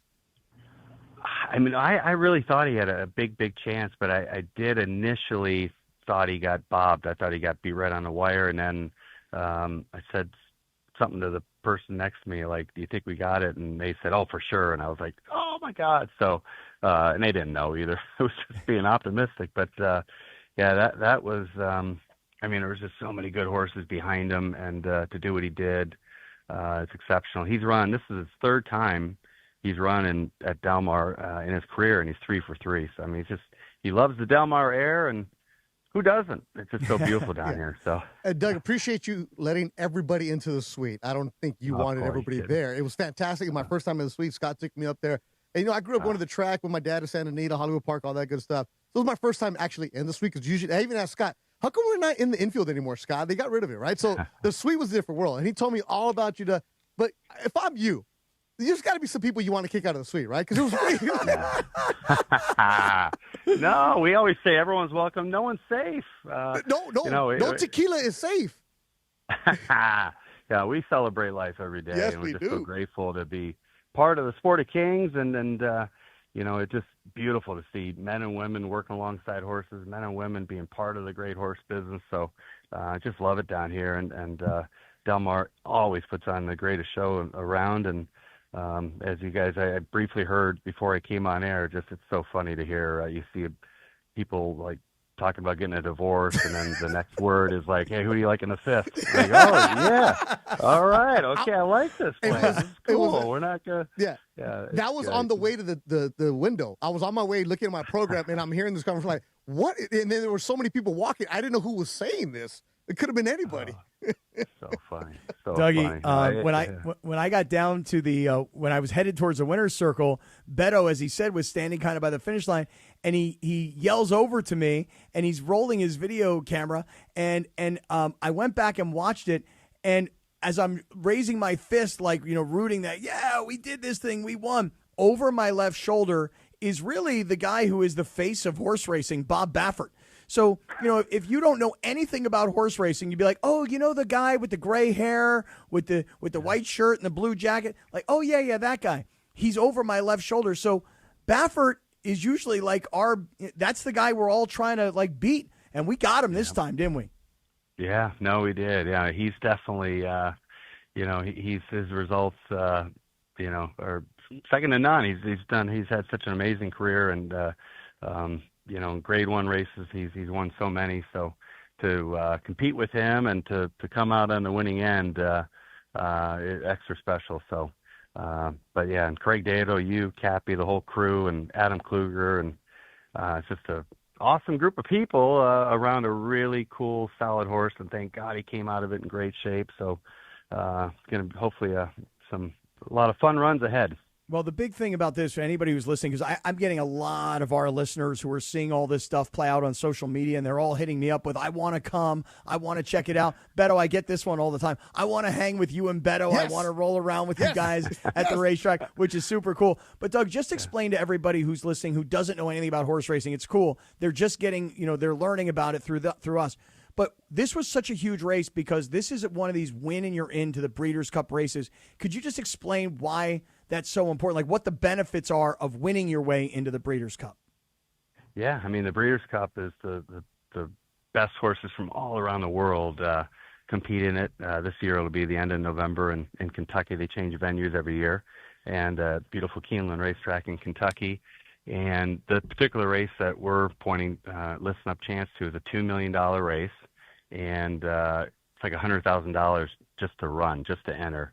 And by winning this, it covers that cost. So that's a huge plus. And it's just a real prestigious race to win. And obviously financially, it's a big boost and help, not having to pay all the pre-entry fees that usually you have to do. Right. So, Doug, it was an amazing celebration on Saturday. Beto, I was so glad that you were there and that you drove down and came for it. And like you said, the suite was popping and everybody was going crazy. But, Doug, little did I know that after the excitement of what happened on Saturday, here we are. We won this huge race. We're going to the Breeders' Cup. On Sunday, we had a horse that was supposed to run on Saturday afternoon. Beto came down for that earlier race. The horse didn't get into the race, so we had to bring the horse back the next day. Explain why it's such a big deal for a female horse, a filly, to run against the boys and then do what we did on Sunday. At 13-1, she beat all the boys. It's pretty incredible. D Snook, pretty incredible. Yeah, and just like in human sports, most men, are more muscular and a little bit more powerful than the ladies. No, not to knock the ladies, because there are some strong ladies out there for sure. But in the horse world, generally, you keep the colts, the males to the males, and the fillies to the fillies. But we entered D-Snook in a filly female race, and it didn't fill. So Craig and I and the rest of the owners huddled up and said, you know what, let's try her against the boys. And you'll see it a lot in Europe in the younger races where the fillies will compete with the boys. And so she was doing so good, and instead of leaving her in the barn, we figured we'd try it out. And, man, anybody who gets a chance to watch that race, she dropped back, saved ground, and then when Antonio Frescu, the jockey, called on her, she just exploded and ran such a monster race. So super excited about her future. The great Doug O'Neill, Cappy's horse trainer, with us on the Hard Rock Casino Tejon hotline. By the way, so, Doug, we do something here on the summer called the Summer of Schwanz. The Summer of Schwanz. And this comes from Cappy telling us about his horse a few years ago. And I said, well, you know what they say about horses? And he goes, oh, the Schwanz. And I go, yeah, the Schwanz. So the Schwanz has become code for whatever the Schwanz means to you is what the Summer of Schwanz is on this show. Because our main host, George Sedano, it's called Sedano and Cap. Beto today is filling in for Sedano and the crew here. Because Sedano kind of is very more serious. So he basically said, well, I'm on vacation. You and Cappy, meaning me and Cappy and the whole crew, we could talk Schwanz all we want and do wacky bits. So is it true what they say about the Schwanz? Is it just glorious? God, I don't know if I didn't have enough coffee, but I'm not really sure where you're going with this. I'm not sure. But I'm in. Whatever you're selling, I'm buying. Beto, I'm in. I'm Chris. Beto. I mean, not all the. Never mind. I won't say that. But I'm Chris, and it's okay. You haven't met me yet. No, it's fine. My bad. Oh, you guys would get along like long lost brothers. Yeah. Don't worry, Doug. Before the summer's over, I will be bringing Chris to the suite one day. I've been to Del Mar before, and I was in awe when the Schwanz was walking by. Yeah. No, there's a lot of that going on around here. It's well, known Doug, for that. Doug, sometimes a certain horse may be a little bit rambunctious, can't focus on the race. Sometimes you take the Schwanz. No, I'm with you. Yes. Mother Nature sometimes just sneaks up, and there's nothing you can do about it.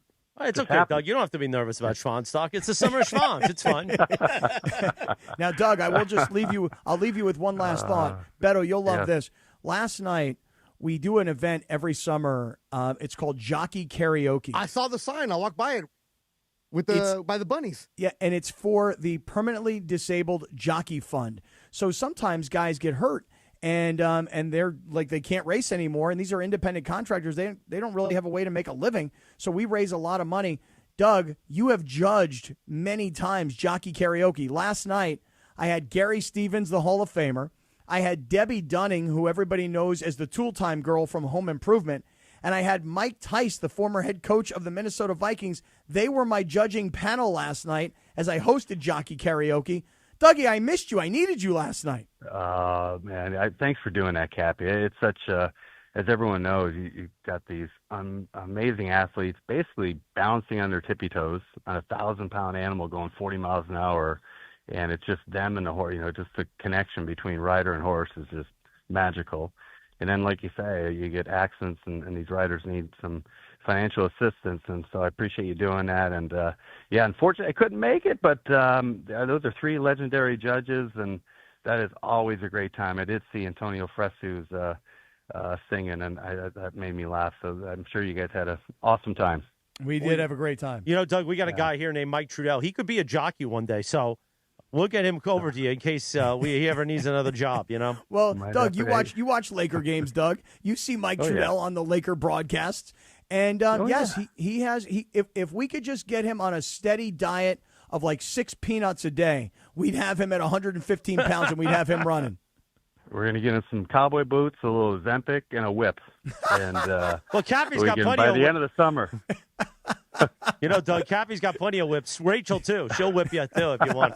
By the way, that was Beto's big complaint, Doug, is that Rachel's pour of the tequila is a little too strong from the suite. Not strong, the whole freaking glass. It's supposed to be a shot. Yeah, you need to put a goldfish in there. I know. Jesus, Rachel. What the hell's going on? All right, Doug. The great Doug O'Neill, Cappy's horse trainer. Thank you, Dougie. Thanks for joining us on the Sedano. Thanks for having me, guys. Thanks a lot. Yeah, take care, Doug. What? I was just trying to loosen him up, Beto. Oh, yeah.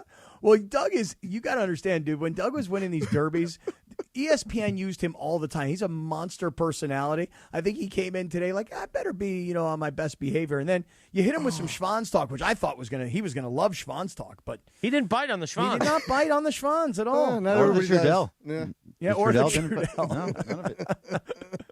We bring him in the studio one day. We put our arms around him. We mount him on the floor, and then he'll be in. He'll do whatever. I just feel like we need to cleanse the palate after that. 66 WNBC. All right. How do you? Well, I don't know this guy, and I wanted to loosen it up a little bit. No, but how do you just say, you know what? I've never met him. I don't know him. Let me just bring the Schwanz right Because straight about to him. 4 minutes in, the great Tyler Emrani looks at us. He's like, "Are you guys doing horse talk right now?" I'm like, "Yeah, unfortunately." So I had to jump in there and loosen it up a little bit. It's like pounding a steak. You got to pound it. Loosen up that meat. Sin vergüenza, man. Just filter? Nah. It's a 9 o'clock hour. Who cares? I would have done it at 7:30 too, though, man. 9:21 in the morning. By the way, every 9 o'clock hour here, the digital hour, made possible by our friend Jacob and Roddy. If you're injured in an accident, call Jacob 800-345-6789. That's 800-345-6789, or call jacob.com. Meanwhile, you need more Lakers talk in your life. We just mentioned Trudell, the ball knower extreme duo. We thought Trudell wasn't going to be here tonight, but he's here. Mike Trudell and Geeter McGee are back tonight, 6 p.m. on 710 a.m., the all-new ESPN LA app. As the Jonathan Kuminga saga continues, do the Lakers have enough wing depth without a signing? We'll discuss it tonight on Lakers Talk, 6 o'clock on ESPN LA. Nice. Very, very nice. Beto, I want to go back to yesterday because you and I were together on Saturday. Yep. We watched the race that we just talked about, but then on Sunday, you were broadcasting with Geeter out at Rams training camp, and you guys had Trent McDuffie, who's, this to me, let's pause here for a second on Myles Garrett, but Trent McDuffie was the score of the offseason. That is until the Rams got until they got the defensive end, until they went DN. His name is Myles Garrett. No, I know it sounded right. I was going to go Garrett Miles, and remember, last week, did I call him Miles Davis or did I call him something else? I called him Miles Davis. No. Isn't he your buddy? We didn't know your friends. Yeah, but here's the thing. Trent McDuffie was the star acquisition of the offseason until Myles Garrett was acquired. Yesterday, you guys had a chance to interview him. I've not had a chance to meet him yet or even really hear that much of him. What was he all about? The interview was excellent. I knew that he was a good speaker, having watched some of his stuff with Kansas City. Mind you, this is a Orange County kid, went to Mater Dei, Servite, and Bosco, but he claims Bosco. That's where they really grew up. A couple of weeks ago, he had his own kids camp at Bosco, part of the community, and then he went to Washington, 2-time Super Bowl champion, went to the Kelsey wedding at MSG, and it just was great. Talking about coming home, talking about playing with the Rams. Said as a kid he was a Raider fan growing up. It was really cool, but I knew that there was something deep with him. The reason he wears number 22, and this is the Radio Rinaldi moment. We were talking with him, and I was like, Trent, why do you wear number 22? Number 22. Yeah. It's special. Yeah. I know the story, but I want to hear from you. Yeah. Why do you wear 22? So back in 2015, I lost my older brother to a heart attack. And he wore 22 growing up. And we have 4 boys in the family. So, I was always number 7, number 1. I like to be swaggy out there, wear the single digit. And never worn 22 in my life until I got to college. And never asked for it, but walked into the locker room at the University of Washington and looked at my locker and it said 22. And for me, the recruiting process, there was a lot of schools who wanted me, and I wasn't a kid who kind of liked it. I didn't like all these different people talking to me. I was kind of like, let me pick a school, let me just do it. And knowing that I had the 22 there, it was kind of just like a moment for me, okay, I know I'm supposed to be here. I know I made the right choice, and now I'm proud to wear it. You know what I mean? It gives me just a little remembrance and able to just put his name out there and kind of just let his name live on. And before every game, you go to the 22-yard line. Yeah. And what do you tell him? Oh, man, I say he's got the best seat in the house. You know what I mean? Protect the family, protect us out there on the field, and enjoy the show. Wow. So his brother was 22 years old. Tyler, the oldest brother, there's 4 boys at home, and Trent was only 13 at that time. And, of course, the number 22 said didn't ask for it and just give it to him. That was the sign for him, and that's why he wears it. So anytime you go to a game and you'll see him before the game kneel down at the 22-yard line, that's that moment he's talking with his brother. Wow. I will tell you, Beto, I did not know that story. Tragic, 22 years old, dies of a heart attack? Yeah. Brother was an elite athlete. Everybody, like the mom ran track at UC Irvine. The dad was an athlete. So they're big, well-known in the Orange County, like Pop Warner scene. You know how there's always those families that have the boys. Like it was probably you, Cappy, in that area, stuff like that. But he was just great. And just the legacy of his brother. He has his own nonprofit that helps out a lot of people in the community. So just a great young man. But he was talking about coming here to play in L.A., and it's about championships. And this is a guy who knows how to win. And the Rams picked him up and help out the secondary. He's a huge asset for him, just like how Jalen Ramsey was for them a couple years ago. And Trent McDuffie, this could be home for him for a while. That is an amazing story. And you talk about living the dream. You get a chance to play. You're from Southern California. You play big-time high school football. You play the highest level of college football. You get to the NFL, and you find yourself playing with Patrick Mahomes and Andy Reid and the Kansas City Chiefs, and you're a multi-time Super Bowl champion. And then still in the early part of your career, you have an opportunity to go home, play for the Rams. By the way, you know that the Super Bowl is going to be in L.A. this upcoming year.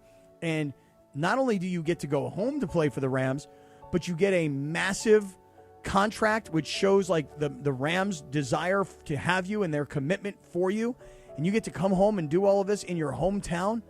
I mean, what a story. And then to share this like real human thing, pretty amazing. Great story. Beto, I didn't know that, man. I'm glad you told it to us. Yeah, and then McDuffie, then we started talking to him about Myles Garrett and maybe Aaron Donald. He's like, I would love to meet Aaron Donald. You know, the questions about it, about going up against Devontae and Puka. And Puka was behind him signing autographs while we were talking with McDuffie. It just, you could hear this dude. He's not like he's coming from a bad organization. He's not coming from the Raiders, right? Like Devontae last year. Hey, man, why the shot? Hey, man. Devontae last year said that the Raiders were a dark place for him. This is a guy who's coming from Andy Reid and the Super Bowl champions, where the excellence is expected, and he shows up, and he still has this energy about him because it's McVay. Like Bergman said yesterday when McVay's walking by, there's an aura around that guy right there. And everything yesterday was... Thank you for letting me share in your aura. You're welcome, George. And thanks for letting me talk on your show. This is what the Rams are all about. They don't make noise, and they are very, very professional. One of the first things they do, Cappy, when they start practice, ball control, making sure the running backs are holding on to it, no fumbles. The attention to details. It's going to be a boring training camp, take away the AD questions, right? But there's still going to be a team that they don't make noise. Puka Nacua is out there practicing. Everything is lining up for them. So this better be a Super Bowl team.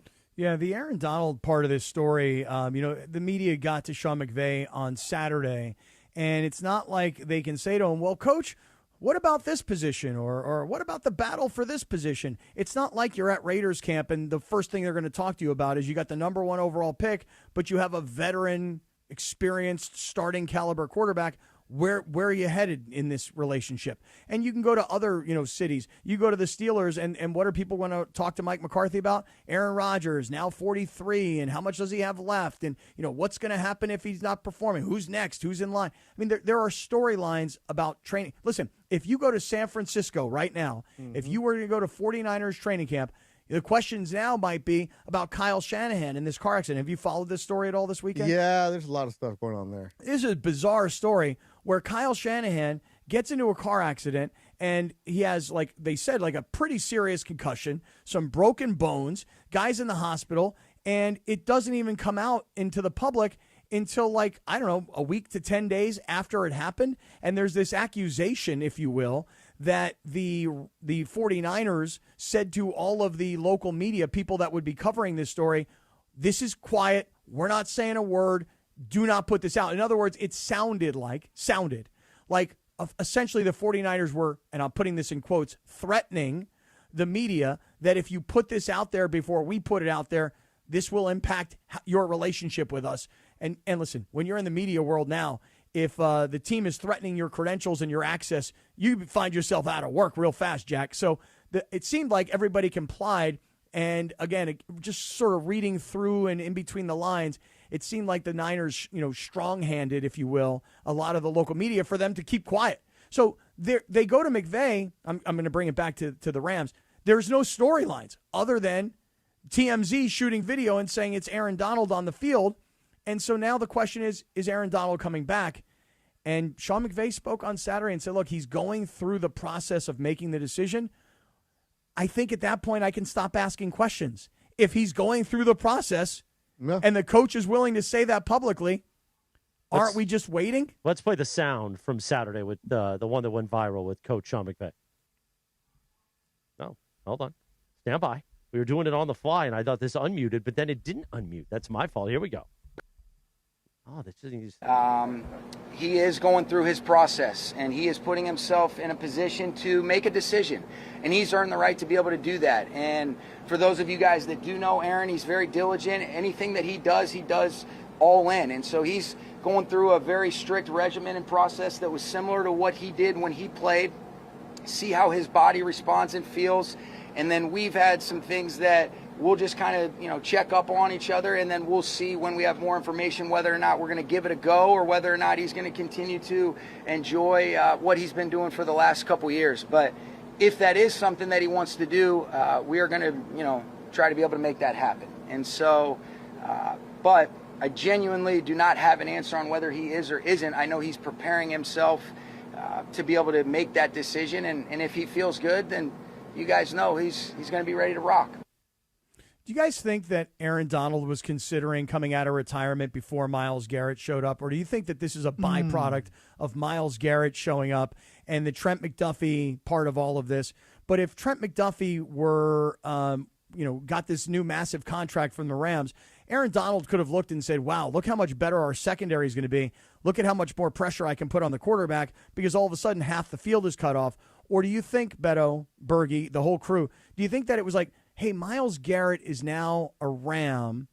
I love Myles Garrett. Boy, if we played together, I have an opportunity to win another ring and the Super Bowl's in L.A.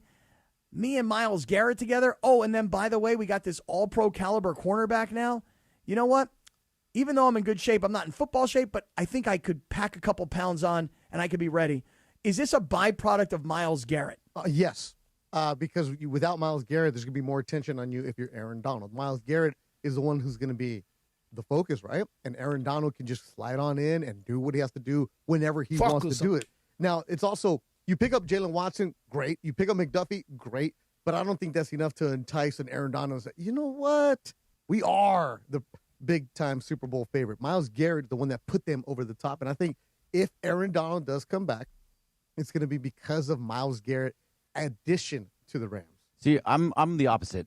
I think that he had an itch, and that this is something that's been building and building. I don't think he would come back if he didn't have that itch. I think it helps the fact that Myles Garrett and Trent McDuffie and Jalen Watson and all the different things that they added. I think that helps the fact, but I think it's something that was inside of him that he wanted to come back. So even if they didn't get Myles Garrett, I think he still would have been doing the exact same thing he was doing now. This is something that is an itch inside of him, and he can't get rid of that itch. We talked about it yesterday on, like DeMarco says over and over again, that you can't go out and play pickup pro football. Like, that just isn't something you can go do where you can do every other sport. So I think this is something that's just been kind of eating at him, and he's been watching, and he saw how close they were last year, and he said, you know what, I think I can help this team and make them push them over the top to be a Super Bowl champion. Well, let me ask you this. Do you think that the Super Bowl being in L.A. was more of a motivating factor for him even having that itch, more so than Garrett? See, I'm kind of with Beto on this one, that once Myles Garrett becomes a Ram, you're Aaron Donald and you're going, look what they did in the secondary, look what they did on the D-line, look what they might need from me, or what value I could add. You know what? With him over there on the defensive end and him back here in the secondary and the Super Bowl being in L.A., Now I really want to come back and play. You put all of those factors together, Berg, maybe you're right. Maybe the beginning of it was, hey, I've got an itch, and I left maybe a hair early, and I like retirement, but I don't know, I'm kind of a little bored right now other than working out. I haven't become an action-adventure star like Dwayne Johnson yet. So he should. I mean, maybe I'm ready to come back, and given what they've added to the defense, now I'm really ready to come back. But Sean McVay, while not saying he's coming back, isn't he really saying he's coming back? Yeah, it was a good coach speak answer, right? This is hey, I'm going to give you your quote media. You don't have to ask me anymore until he shows up. And look, we even did when will he show up, Art? Is he going to be there week 1 in Australia? I say no. I say come back Monday Night Football against the Giants. Because who wants to go to Australia? Well, I mean, I'd like to go to Australia at some point in my life. No, I'm saying if you're the NFL player, right? Right. you're like, do I really want to do this? I really want to go there. Okay, so wait, this is a good question. So is Aaron Donald going to be with the Rams for the full season, or will Aaron Donald be telling the Rams, hey, look, by about week 9 or 10, maybe like at the bye week, maybe that I'll come back. I can't. If he wants to come back and play, he's not going to sit around for 10 or 11 weeks and watch them play without him, is he? No. So like, listen to what Sean McVay said in that clip. He said if he's going to do it, he's going to be all in. He needs to be fully involved in everything. So I think he goes week 1. If he's back week 1. He plays his full amount of snaps. He's not going to be some third down guy that comes in for just 20 snaps a game. I think he's back. If he's going to come back full force with the team, going to Australia, playing all 18 weeks, I guess, but all 17 games, and is going to be completely involved. I don't think he's the type of guy that comes in and just says like, I'll kind of ease myself. He's either all in or nothing. Tend to agree. Will Aaron Donald return? If so, when? Beto, I kind of like your idea of I don't want to have to schlep all the way to Australia to play a game. Well, because as a player, it's not a vacation. Bergman even said they're flying in for 48 hours. Get in, do the game, and then get out of there. You get some kangaroo meat, though. But still, don't you think that's important to be part of, for like team bonding and all that kind of stuff? I think those guys are just so happy to have him there because he is the ultimate pro that you take him when he shows up. Right? Like Mason. We take him when he shows up. I mean, I'd prefer not to, but what can you do? Wow. So Mace is the Aaron Donald of 710. Oh, God. All right, 9:36 on the Sedano and Cap Morning Show. Although I got to do that dinner with Mason in August, apparently. Oh, that's happening? That's going down? Oh, I heard a joke about Mason and the gums. I got to tell you later. About his gum, of him taking out his teeth? Yeah. That bit I used to do? Yeah. I haven't done that bit in several months. I'll bring back that bit for the dinner. So really, and is it a foursome dinner with you and Stephanie and Mason Juan? Is yes. it all four? That's what he wants. Really? Oh, we got to go, Cap. Then afterwards, I think Stephanie and I are going to go to their house and watch him suck on the tap. Oh. Because they're getting a life source water system, Lovely. I get out of the shower, I do a happy dance, and then I suck on the tap. Exactly right, Johnny I. All right, we'll take a timeout, and then we will do the Lindsay segment and all the rest of the accoutrement for the 9:30 portion of the show. Next on the Sedano and Cap Morning Show. The King has a new kingdom. The LeBron era is officially as he signs with Philly over in LA. LeBron James is taking his talents to Philly. I just think the Lakers and LeBron were sort of ready to turn it over. It's been 8 years. They've already got their new star. What does it mean for the Lakers, the Sixers, and the entire NBA? I would say to you that this is probably the closest team that he's got to really winning a championship. Every angle, every reaction, right here on 710 ESPN and the ESPN LA app. Laker fans are like, thank God it's over. Mason in Ireland. Mace, do you think pro wrestling is real? I think that it's really tough to do. The OGs of LA Sports Radio. I won't say that the outcomes. You don't want to get your head boxed. Well, like no. that. Here's the thing. Story. These guys are unbelievably trained and doing difficult but the stuff. outcomes are predetermined. I agree with that, but I don't like to use the word fake. We watch TV shows where the outcomes are predetermined and we like them. Like it's not scripted. different from Game of Thrones. It's scripted. It's just scripted. Right, and the kayfabe is... But I thought that Tom Brady really slapped Logan Paul, and now apparently there's the sound. Apparently now there's something going on where Tom Brady might do a WWE thing. Shocking. Which I think is so lame. It is so lame. Mason in Ireland, weekdays at noon on 710 ESPN, the all-new ESPN LA app, and live on YouTube.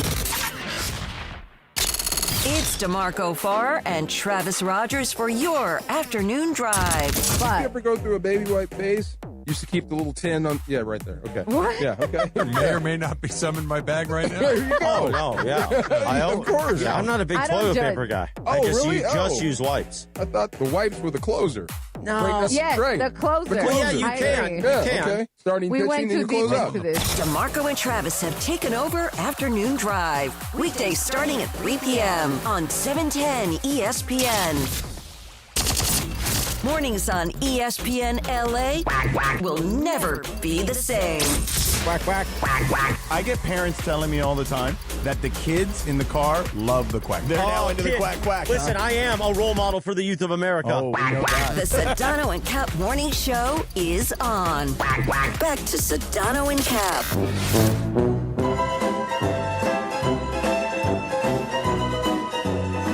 9:40. Good morning. The Sedano and Cap Morning Show on a Monday. Time for the Wednesday segment. We like to play a TV theme. Well, yesterday, July 26th, back in 2000, Curb Your Enthusiasm premiered on HBO. It's hard to believe it's been 26 years. Larry David went from a guy you didn't even know who he was because he was kind of behind the scenes on Seinfeld to now he is, I believe, dwarfed all of those guys from Seinfeld in terms of his fame. Oh, yeah. Including Jerry. Oh, yeah, Jerry. But Jerry kind of went out of the way. But you know what?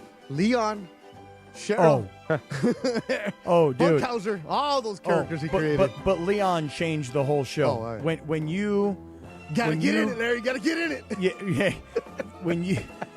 When you give a guy like just the opposite perspective of life of who Larry is versus who Leon was on the show. Oh, yeah. And just one of my favorites of all time was when Larry lost his Joe Pepitone jersey at the dry cleaner. And he went and he's like, you got to get in that ass, Larry. You got right? And they took it for the guy at the gas station. He walked up to the dude and took the Pepitone jersey. Yeah. Didn't know it was his for sure. Just took it right off of him. Yeah, a good account on Instagram is called Daily Curb, where they just post all kinds of videos. Yeah.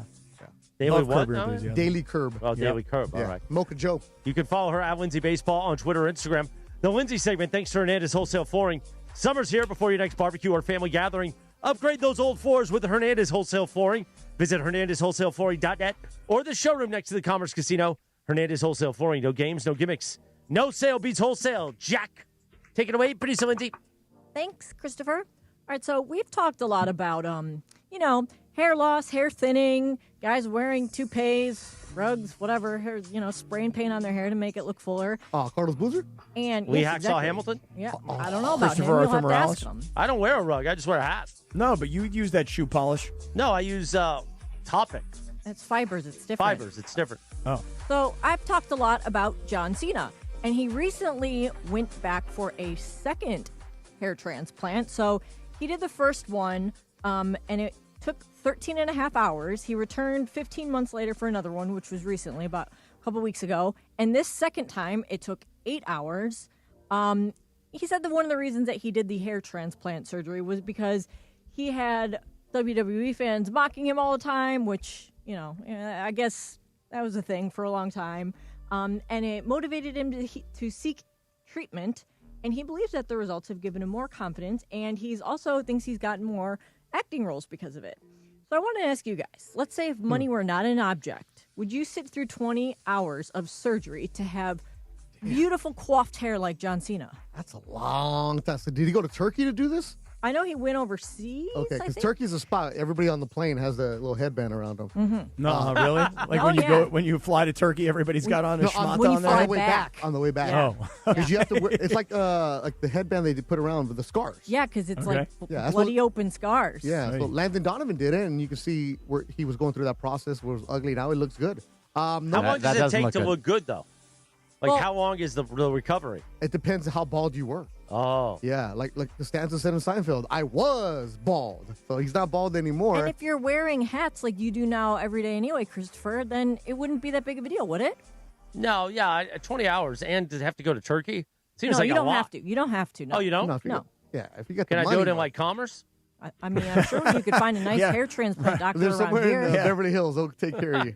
Santiago, By the way, right down the street. And you get a suit out of it. All right. Two for one special.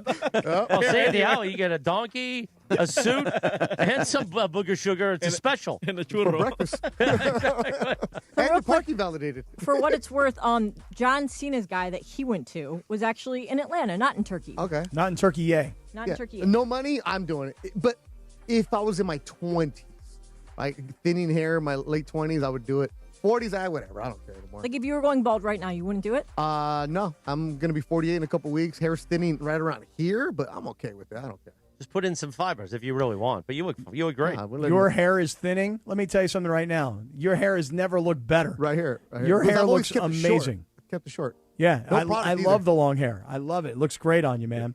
The summer But flow. I would just say this. So, 20 hours sounds like a long time, right? It sounds like a ridiculous amount of time to be sitting through a hair transplant, Split doesn't it it? in half because the first one, the Yeah. second it was like 12 and 8. So But I know people that have these like tattoos all over their body. Yeah. And I say to them, I go, how long did that take? And they'll tell you the story. This one took 6 hours. This took 12 hours.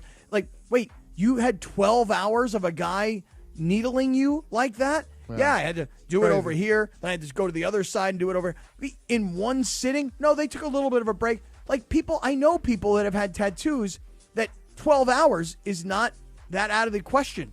So 20 hours in 2 sittings for a hair transplant, I believe John Cena would get more acting roles. I believe Landon Donovan is more confident on television because of his hair. Sometimes guys just look at themselves in the mirror and they go, I just look terrible bald. Like me, I would not want to be bald because I got a bunch of little bumps and things all over my head. I think I look horrible. So, yeah, if money were no option, I'd do it, man. I'd go to Turkey, yay, and I'd have that hair transplant. But I will say this, Bergie, looking at that mop of yours, Oh, yeah. you ain't got no problems. No problems. I was gonna say you guys all have full heads of Yeah, hair. and I don't think anybody here really needs it. Yeah, you should look at my brother. He does not have a full head of hair. So I got the good genes from the family. And I would never do it. Even if I had that, I don't care. Like that's this. So you would go completely bald and you'd be cool with it. I'd You're be good. totally fine with that. If that's what life led me to, then that's what life led me to. I had an uncle that went bald in his 20s, Yeah. and my dad and my other uncle, both have full heads of hair. And I just think it's funny because I remember being little. He's way younger than my dad and my other uncle, so he's like 10 years younger than my dad. And I remember like thinking like, how come he's bald and you just turned 40 and he's bald already and he wasn't even 30 yet. So I just feel like if that were my husband and he felt a certain type of way about it, I'd totally encourage him to do it because I feel like it's science. It's cool. I never really thought much about Landon Donovan balding in person, and it's not like I would say to him, "Hey, LD, look at the hair, man. Like, where's it at?" But I think He was always took, like that. But I think he took so much heat from people on social media that I think it just messed with his confidence. Well, did he draw his in at all? Because I know that's one of the big things. He would just recede. He would have the receding hairline. The receding hairline. Yeah, he had that. It looked like he was Sometimes stressing. people have these hairdos, man, or they get these, I guess, toupees, or they get these transplants. And then what do we all do, especially if they're on TV? We all pick them apart. Carl Ravitch, we talked about Carl Ravitch last week, finishing up his amazing career at ESPN. How many times did people say, what the hell's up with his hair? Even young Noah Eagle now. I love this kid. But I don't know what's going on up there. I have no idea. He's 12. It's fine. He has hair. But Chris Berman. People used to make fun of his comb over. Oh, yeah, right? because he had the comb over. Yeah. He still does, don't worry. That's why I would get the transplant because I feel like if you just one day you just show up and all of a sudden you have hair, clearly you're wearing a toupee. Cappy, Tijuana, right here. No pain and no scars left behind. I got you right there. Okay. Hair all right, fix so that's Mexico. easy. we don't have to go to Turkey. We go to Tijuana, get whatever you All right, want. let me do another one real quick here. So Matt Damon says that he slimmed down to 167 pounds to play Odysseus in Christopher Nolan's The Odyssey. So he's 55, right? And he normally weighs between 185 and 200. And he said he followed a very strict training plan and stopped eating gluten completely because he had to look lean but strong for the role. So he said he had not weighed 167 pounds since high school. Damn. And he's stayed gluten-free since he started that diet because it just makes him feel better. Mm-hmm. Do you think that any of you guys could get down to your high school weight if you really tried? 150? No chance right now. No way? No chance. The 150, that's unhealthy. Yeah. I was this height at 150. There was size 28 waist. There's no need for that. I'm trying to get to 200. So I told you, Cappy, the summer shred, gave up the soda, gave up the beer, gave up a lot of sugar, no sweets. So I'm down 12 pounds since June 1st. But wow. Yeah, I'm trying to get to 200 by my birthday, which is August 17th. Not going to happen. I'm at 220. But if you want to get down, Jorge's got a guy that can help you. No, I got look, his deal is my deal, so we're getting Exactly. No palina. but doing that, you bounce back and you eat bad. So, but no, 150, no shot. I think in high school I was more like around like 185, 190-ish. Ooh, thick kicker. And I will just tell you this. Kicker. I went to have I had a physical at my doctor last week. I go in, I get on the scale, and I figure I'm about 215, and I get on the scale, I'm 201. And I said, geez, that seems weird. So we wound up going into the examining room, and I said to the nurse, I said, would you mind just checking what my weight was a year ago? She looked at my weight a year ago, 214. Wow. Now, here's the thing. No visceral fat. There's no way I've lost 13 pounds. There's just no way I've lost 13 pounds. Did they take labs? I'm going to have to do labs like this week. You know what I mean? Wait a minute, something's not wrong, is there? No. I think something's wrong with their scale. Remember your new life insurance? Yeah, I think something's wrong with their Well, scale. I found out about the houses. There's no way I could have been 214 a year ago and 201 this year. Hey, no way. I've been telling you, you look thinner and you don't believe me. You're like, oh, no, I don't. Well, yeah, because a year ago you were doing creatine, so you were probably bloated. Yeah. That's what I thought. You look thinner. Your So face that's looks, the point, though, is that now that water weight is gone. That's what that was my only explanation is, you know what, I was on these creatine gummies, and I was all puffy. Everywhere I went, people were like, dude, you're looking swole. I'm like, you mean like swollen? Because I feel it, you know? Look at your shirt right now. It's baggy. Yeah. Still, let's get the labs done. Let's just check I'm going to get the labs done. I can't be. Beto, don't tell people not to do labs. You need to do labs. No, people, yes. Cappy, no. So listen. He already got the life insurance. No more. No, we need our life insurance around here for him. Cappy goes, we got a big problem. But hey, Beto, 185 in high school. I was 184 in 2010 when I did the Ironman. Yeah. Now, I would like to be like 195. That's where I'd like to be. That's possible. Yeah. You're good. Yeah. Although, Bergie, tonight, you and me, are we going to finally go to Steve's Colonic tonight? Absolutely. I think it's time. I haven't been able to go. So, what, Beto? What are you looking at? What? Yeah, our great partner, Steve's Colonic, right down the street. We're trying to place? Colonics in less than 5 minutes. Yeah, we're trying to clean it out. Yeah, they'll Beto. wash you, and then they'll make you a sub afterwards. It's Steve Subs.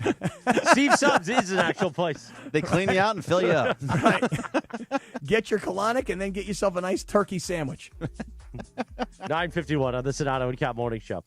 By the way, that was going to be our bit for the Summer of Schwans, is that we just made up partners like Steve's Colonics in downtown L.A. We didn't do enough of it, though. By the way, did you see the shooting? I actually posted it on my Insta story. What? Tell me. There was a shooting over the weekend in downtown L.A. on Olympic and Main. So Olympic and Main, I mean, that's into a neighborhood that you shouldn't be out. It happened at 1:30 in the morning. A crowd of people behind an alley. Not saying that that's the person's fault because you don't want to see anybody get shot, but if you're on Olympic and Main at 1:30 a.m. on a Saturday night, Sunday morning, something's going on. And so, Cappy, don't use this as an excuse not to do walks anymore. Oh, no, I won't. I'm in on walks all the Because time. Olympic and Main, that's like when I went to that Planet Fitness last week and I was texting you like, oh, boy, that is another 3 blocks over Olympic and Main. So that's something going on. You know what I mean? I do. All right. I do. But I'd like to go get back out on our walks. I mean, I tried to get tomorrow night. I know, but I don't know what happened to you tonight, man. I didn't know you were staying at E tonight. I need to go home. All right. What do you mean? How would I know?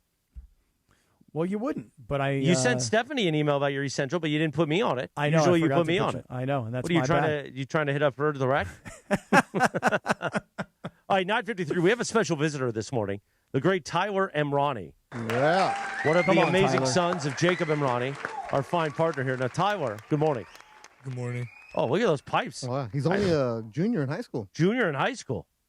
Yeah, I'm a junior. All right. Yeah. So what are your thoughts so far of the Sedano and Cap Morning Show? It's very interesting. You're being nice. Which part do you find the most interesting, Tyler? I'm really a sports guy, so honestly, the part about the Rams is the most interesting. The horse talk is a bit not something I expected, but something new for me. All right. Something new. See, way to be open-minded, young fella. Nothing wrong with that. We only do it because of the Schwans bit, the Summer of Schwans. Yeah, that's why we did it. You know what I mean? Yeah, I feel All right, Tyler. So you Tyler, Tyler, I have a quick question for you.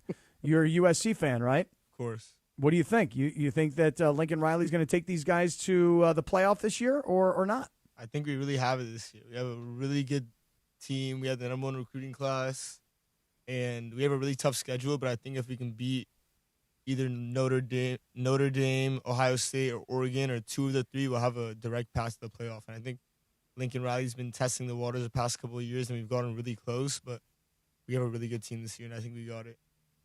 I hope so, Tyler. I hope so. I don't. Well, no, because Bergie's a UCLA guy. Yeah. But we're UCLA. We're USC, and we're obviously the home of USC. Yeah. But What would your dad do if you told him you like UCLA? Probably kick me out of the house. What if I said to you, Tyler, that UCLA is going to win, is going to make a playoff before USC does? Doesn't mean this year, but they're going to make it before USC. It's not true. There's no possible way. Don't say not possible. There is no world that we live in, according to Tyler, where UCLA would make it before USC. Now, Tyler, your dad is a partner with LAFC, with the Rams, and with the Lakers. You go to a lot of those games. We all do. We're very lucky. What is your favorite fan experience so far of those three? They're all honestly very different. Because LAFC, I've been going for only a couple years, but 3252 is honestly special, and you get that nowhere in the United States. Like, their fans are so passionate, but then you go to the Rams, and the fans are also passionate in a different way. And the environment at Rams Stadium is different. The players are involved. Puka, Kyron, they're all such good people. Also at LAFC, such good people.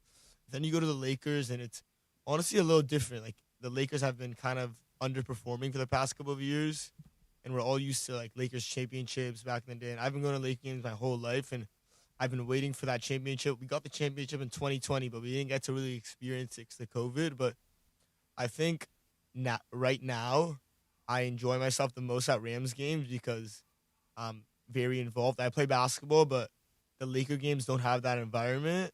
But honestly, all three are very special, and my dad just recently started sponsoring the Sparks. Right. And women's basketball wasn't anything I was interested in, but that's also like very interesting because they have their own followership, and it's much smaller than the rest, but it's very fun to watch also. I just love watching all sports, honestly. What do you think about, what was your initial reaction when LeBron announced, I guess, that he was leaving, first off, that LeBron wasn't going to be part of the Lakers next season? I felt it. The Lakers... I love LeBron. I'm a Kobe guy. I love Kobe. He's my GOAT, but LeBron was good for the Lakers for a while, but I think it was time to move on. We needed to move on to the Luka era, and I think everyone was just stuck in the LeBron era, and if LeBron came back, we would have been stuck on LeBron, but this is Luka's team now. Beautiful. I like that. Amen. Well said, man. It's time. All right, Tyler. Well, we're excited for your week with us here at ESPN LA. We'll try not to get into too much trouble with you, all right? Thank you for having me. All right, Tyler. Take care. Thanks for coming by. He's going to spend the next hour with me. When we get off there, he's going to be in my office watching me do imaging. And this kid's smart. I told you, man. He's not scared of nobody. He went after Jason Crow, who was the all-time scoring leader in California history. The kids that go into Missouri, and Tyler went at him. Got a little tech and everything during that beautiful. game. Against Inglewood. He wasn't scared of the wood. Time for our Don't Sweat the Small Stuff calendar of the day for Monday, July 27th, 2026. Straight from the book, Don't Sweat the Small Stuff. As one door closes, another one opens. A comforting truth of life to keep in mind is that as one door closes, another one, by definition, opens in response. It doesn't always seem that way immediately, but it's helpful to know that it's true. Like when Cappy got divorced. He thought, maybe he was just going to be a bachelor for the rest of his life. And then Rachel came into his life, and now look. She's pouring entire bottles of Patron down Beto's throat. Yep. Nice to see you. That is true. Good one there, Brown. Hey, Captain, can I get a quick shout-out right now? Can I get go for it, man. So Tour de France wrapped up yesterday. And shout-out to Isaac del Toro. Born in Ensenada, Mexico, 22-year-old. He made his Tour de France debut this year. He won the second stage, becoming only the second Mexican ever to win a Tour stage. And he finished third overall, the first Mexican to ever reach the podium at the Tour de France. Also won the Young Rider Classification. Amazing. Beautiful. Amazing. I love the Tour de France. It is one of my favorite sporting events to watch. I don't talk about it on the air because I figure nobody else is watching it other than me. Just me and you, Cappy. We're on the same page, baby. But cycling is such a strange sport for people to understand, like how the teams actually work and why they're working for one particular guy and why he's the face guy of the team, etc. But if you don't like cycling, it doesn't matter. You could watch the Tour de France and be like, I got to go there and I got to go there. Yep. The scenery, the way they televise the Tour de France is one of the most beautiful masterpieces that gets painted in sports television. Oh, when I rode my bike on the Champs-Élysées, I thought I was Greg LeMond, man. I was right there. Not Armstrong, LeMond. Yeah, time for the Dealer's Choice Real Deal. Thanks to Seller's Advantage. Want to sell your house? Before you call an agent, call Seller's Advantage. They'll buy it as is with a competitive cash offer. No repairs needed. They make selling easy. Call 888-3 390 as is for a no-obligation offer. Or visit sellersadvantage.com. Providence Realty, DRE 0191-5212. Cappy. Finished up my weekend yesterday by doing two things. One, Beto, I was in the ocean Saturday and Sunday. Who here has gone into the ocean yet this summer? Oh, I haven't. I want to so badly, though. Let me tell you something right now. You should go to the beach, put your feet in the water, and appreciate what it is to have 75-degree waters off of our coast. Yep. You know how, like, during other times of the year, you put your feet in the water and it's like, like it's that shocking feeling because it's so freaking cold? The water right now, you'll get a little bit of that shock just because it's the very first time. But I'm telling you, 2 minutes, you are like, it is delicious and refreshing. Yeah, not and all I'll of tell us you live this. on the water, bro. Well, you don't have to live on the water to go to the beach. And even in Newport this past weekend where they had that video we're not going of to the Newport. kid where the great white shark jumps out of the water, like literally great white jumps out of the water, not with a seal in his mouth, not with a surfer in his mouth, just playing around. I don't even care. It's so nice. It's so warm. The water is so refreshing, and it'll be so good for you. Get your ass in the water. Beto, today, let's you and I cruise down to the beach and go get in the water. You know how hard it's finding parking right now? No. Come on, let's do it. I got an inflatable pool. Fool. Yeah. Come on. Oh, I'm thinking about getting an inflatable pool. I'm going to get one at Costco. Is that a good thing to get? I got the runner the on the carpet where you put the soap on it and just slide through. Just That's a what we're trash doing. bag. Slip and slide? Yeah. Yeah, a little slip and slide. And then I finished up my weekend yesterday. Coastal Elite talk right here. Well, I finished up. boy. Listen, I finished up my weekend yesterday. I don't usually drink on Sundays, but I had no choice but to have an icy cold Coors Light yesterday because I found myself at my local VFW. What? Yes, that's right. The local, the Veterans of Foreign Wars kind of, place Not where the Kraken? You didn't go to Kraken? Not the Kraken this time, Beto. I was at the VFW yesterday. Nice. Drinking an ice cold beer with all these veterans and celebrating life in America in summertime. And you guys should do the same thing. So get in the water and have an ice cold Coors Light at a VFW locally. By the way, it. VFWs are a good time. They're cheap, too. Oh, dude, cheap. Really cheap. Hey, Beto. Oh, yeah. Yeah. Oh, Let's no. go to that VFW, Yeah. oh boy. Listen, the older senoritas, they're ready. I took the Impala in the divorce. Oh, yeah. And then the food afterwards is beautiful. I got your fleet liner. Oh, I'm going for dinner on Wednesday. Wednesday night is Greek night at the VFW. I'm going for dinner. Hey, hoppa. Seriously. Was VFW very fine women? Yes. Very female. Very female. All right, everybody, have a good week, boys. Have a great Monday. We'll be back tomorrow for a Live Imaging Tuesday, presented by Providence. Who's doing the show tomorrow? Trudell. Oh, great. Wait, but Beto's back. We got Geeter one day this week. No, we Geeter, got that's Beto. right. That's Geeter. Is it Yeah, Geeter Geeter? tomorrow? Yeah. Geeter the next 2 days, I believe. And then Beto Thursday, Friday. Oh, the Golden Schwans with us tomorrow? Damn Golden right. Schwan. We'll see you at 7 a.m. Have a great day, everybody.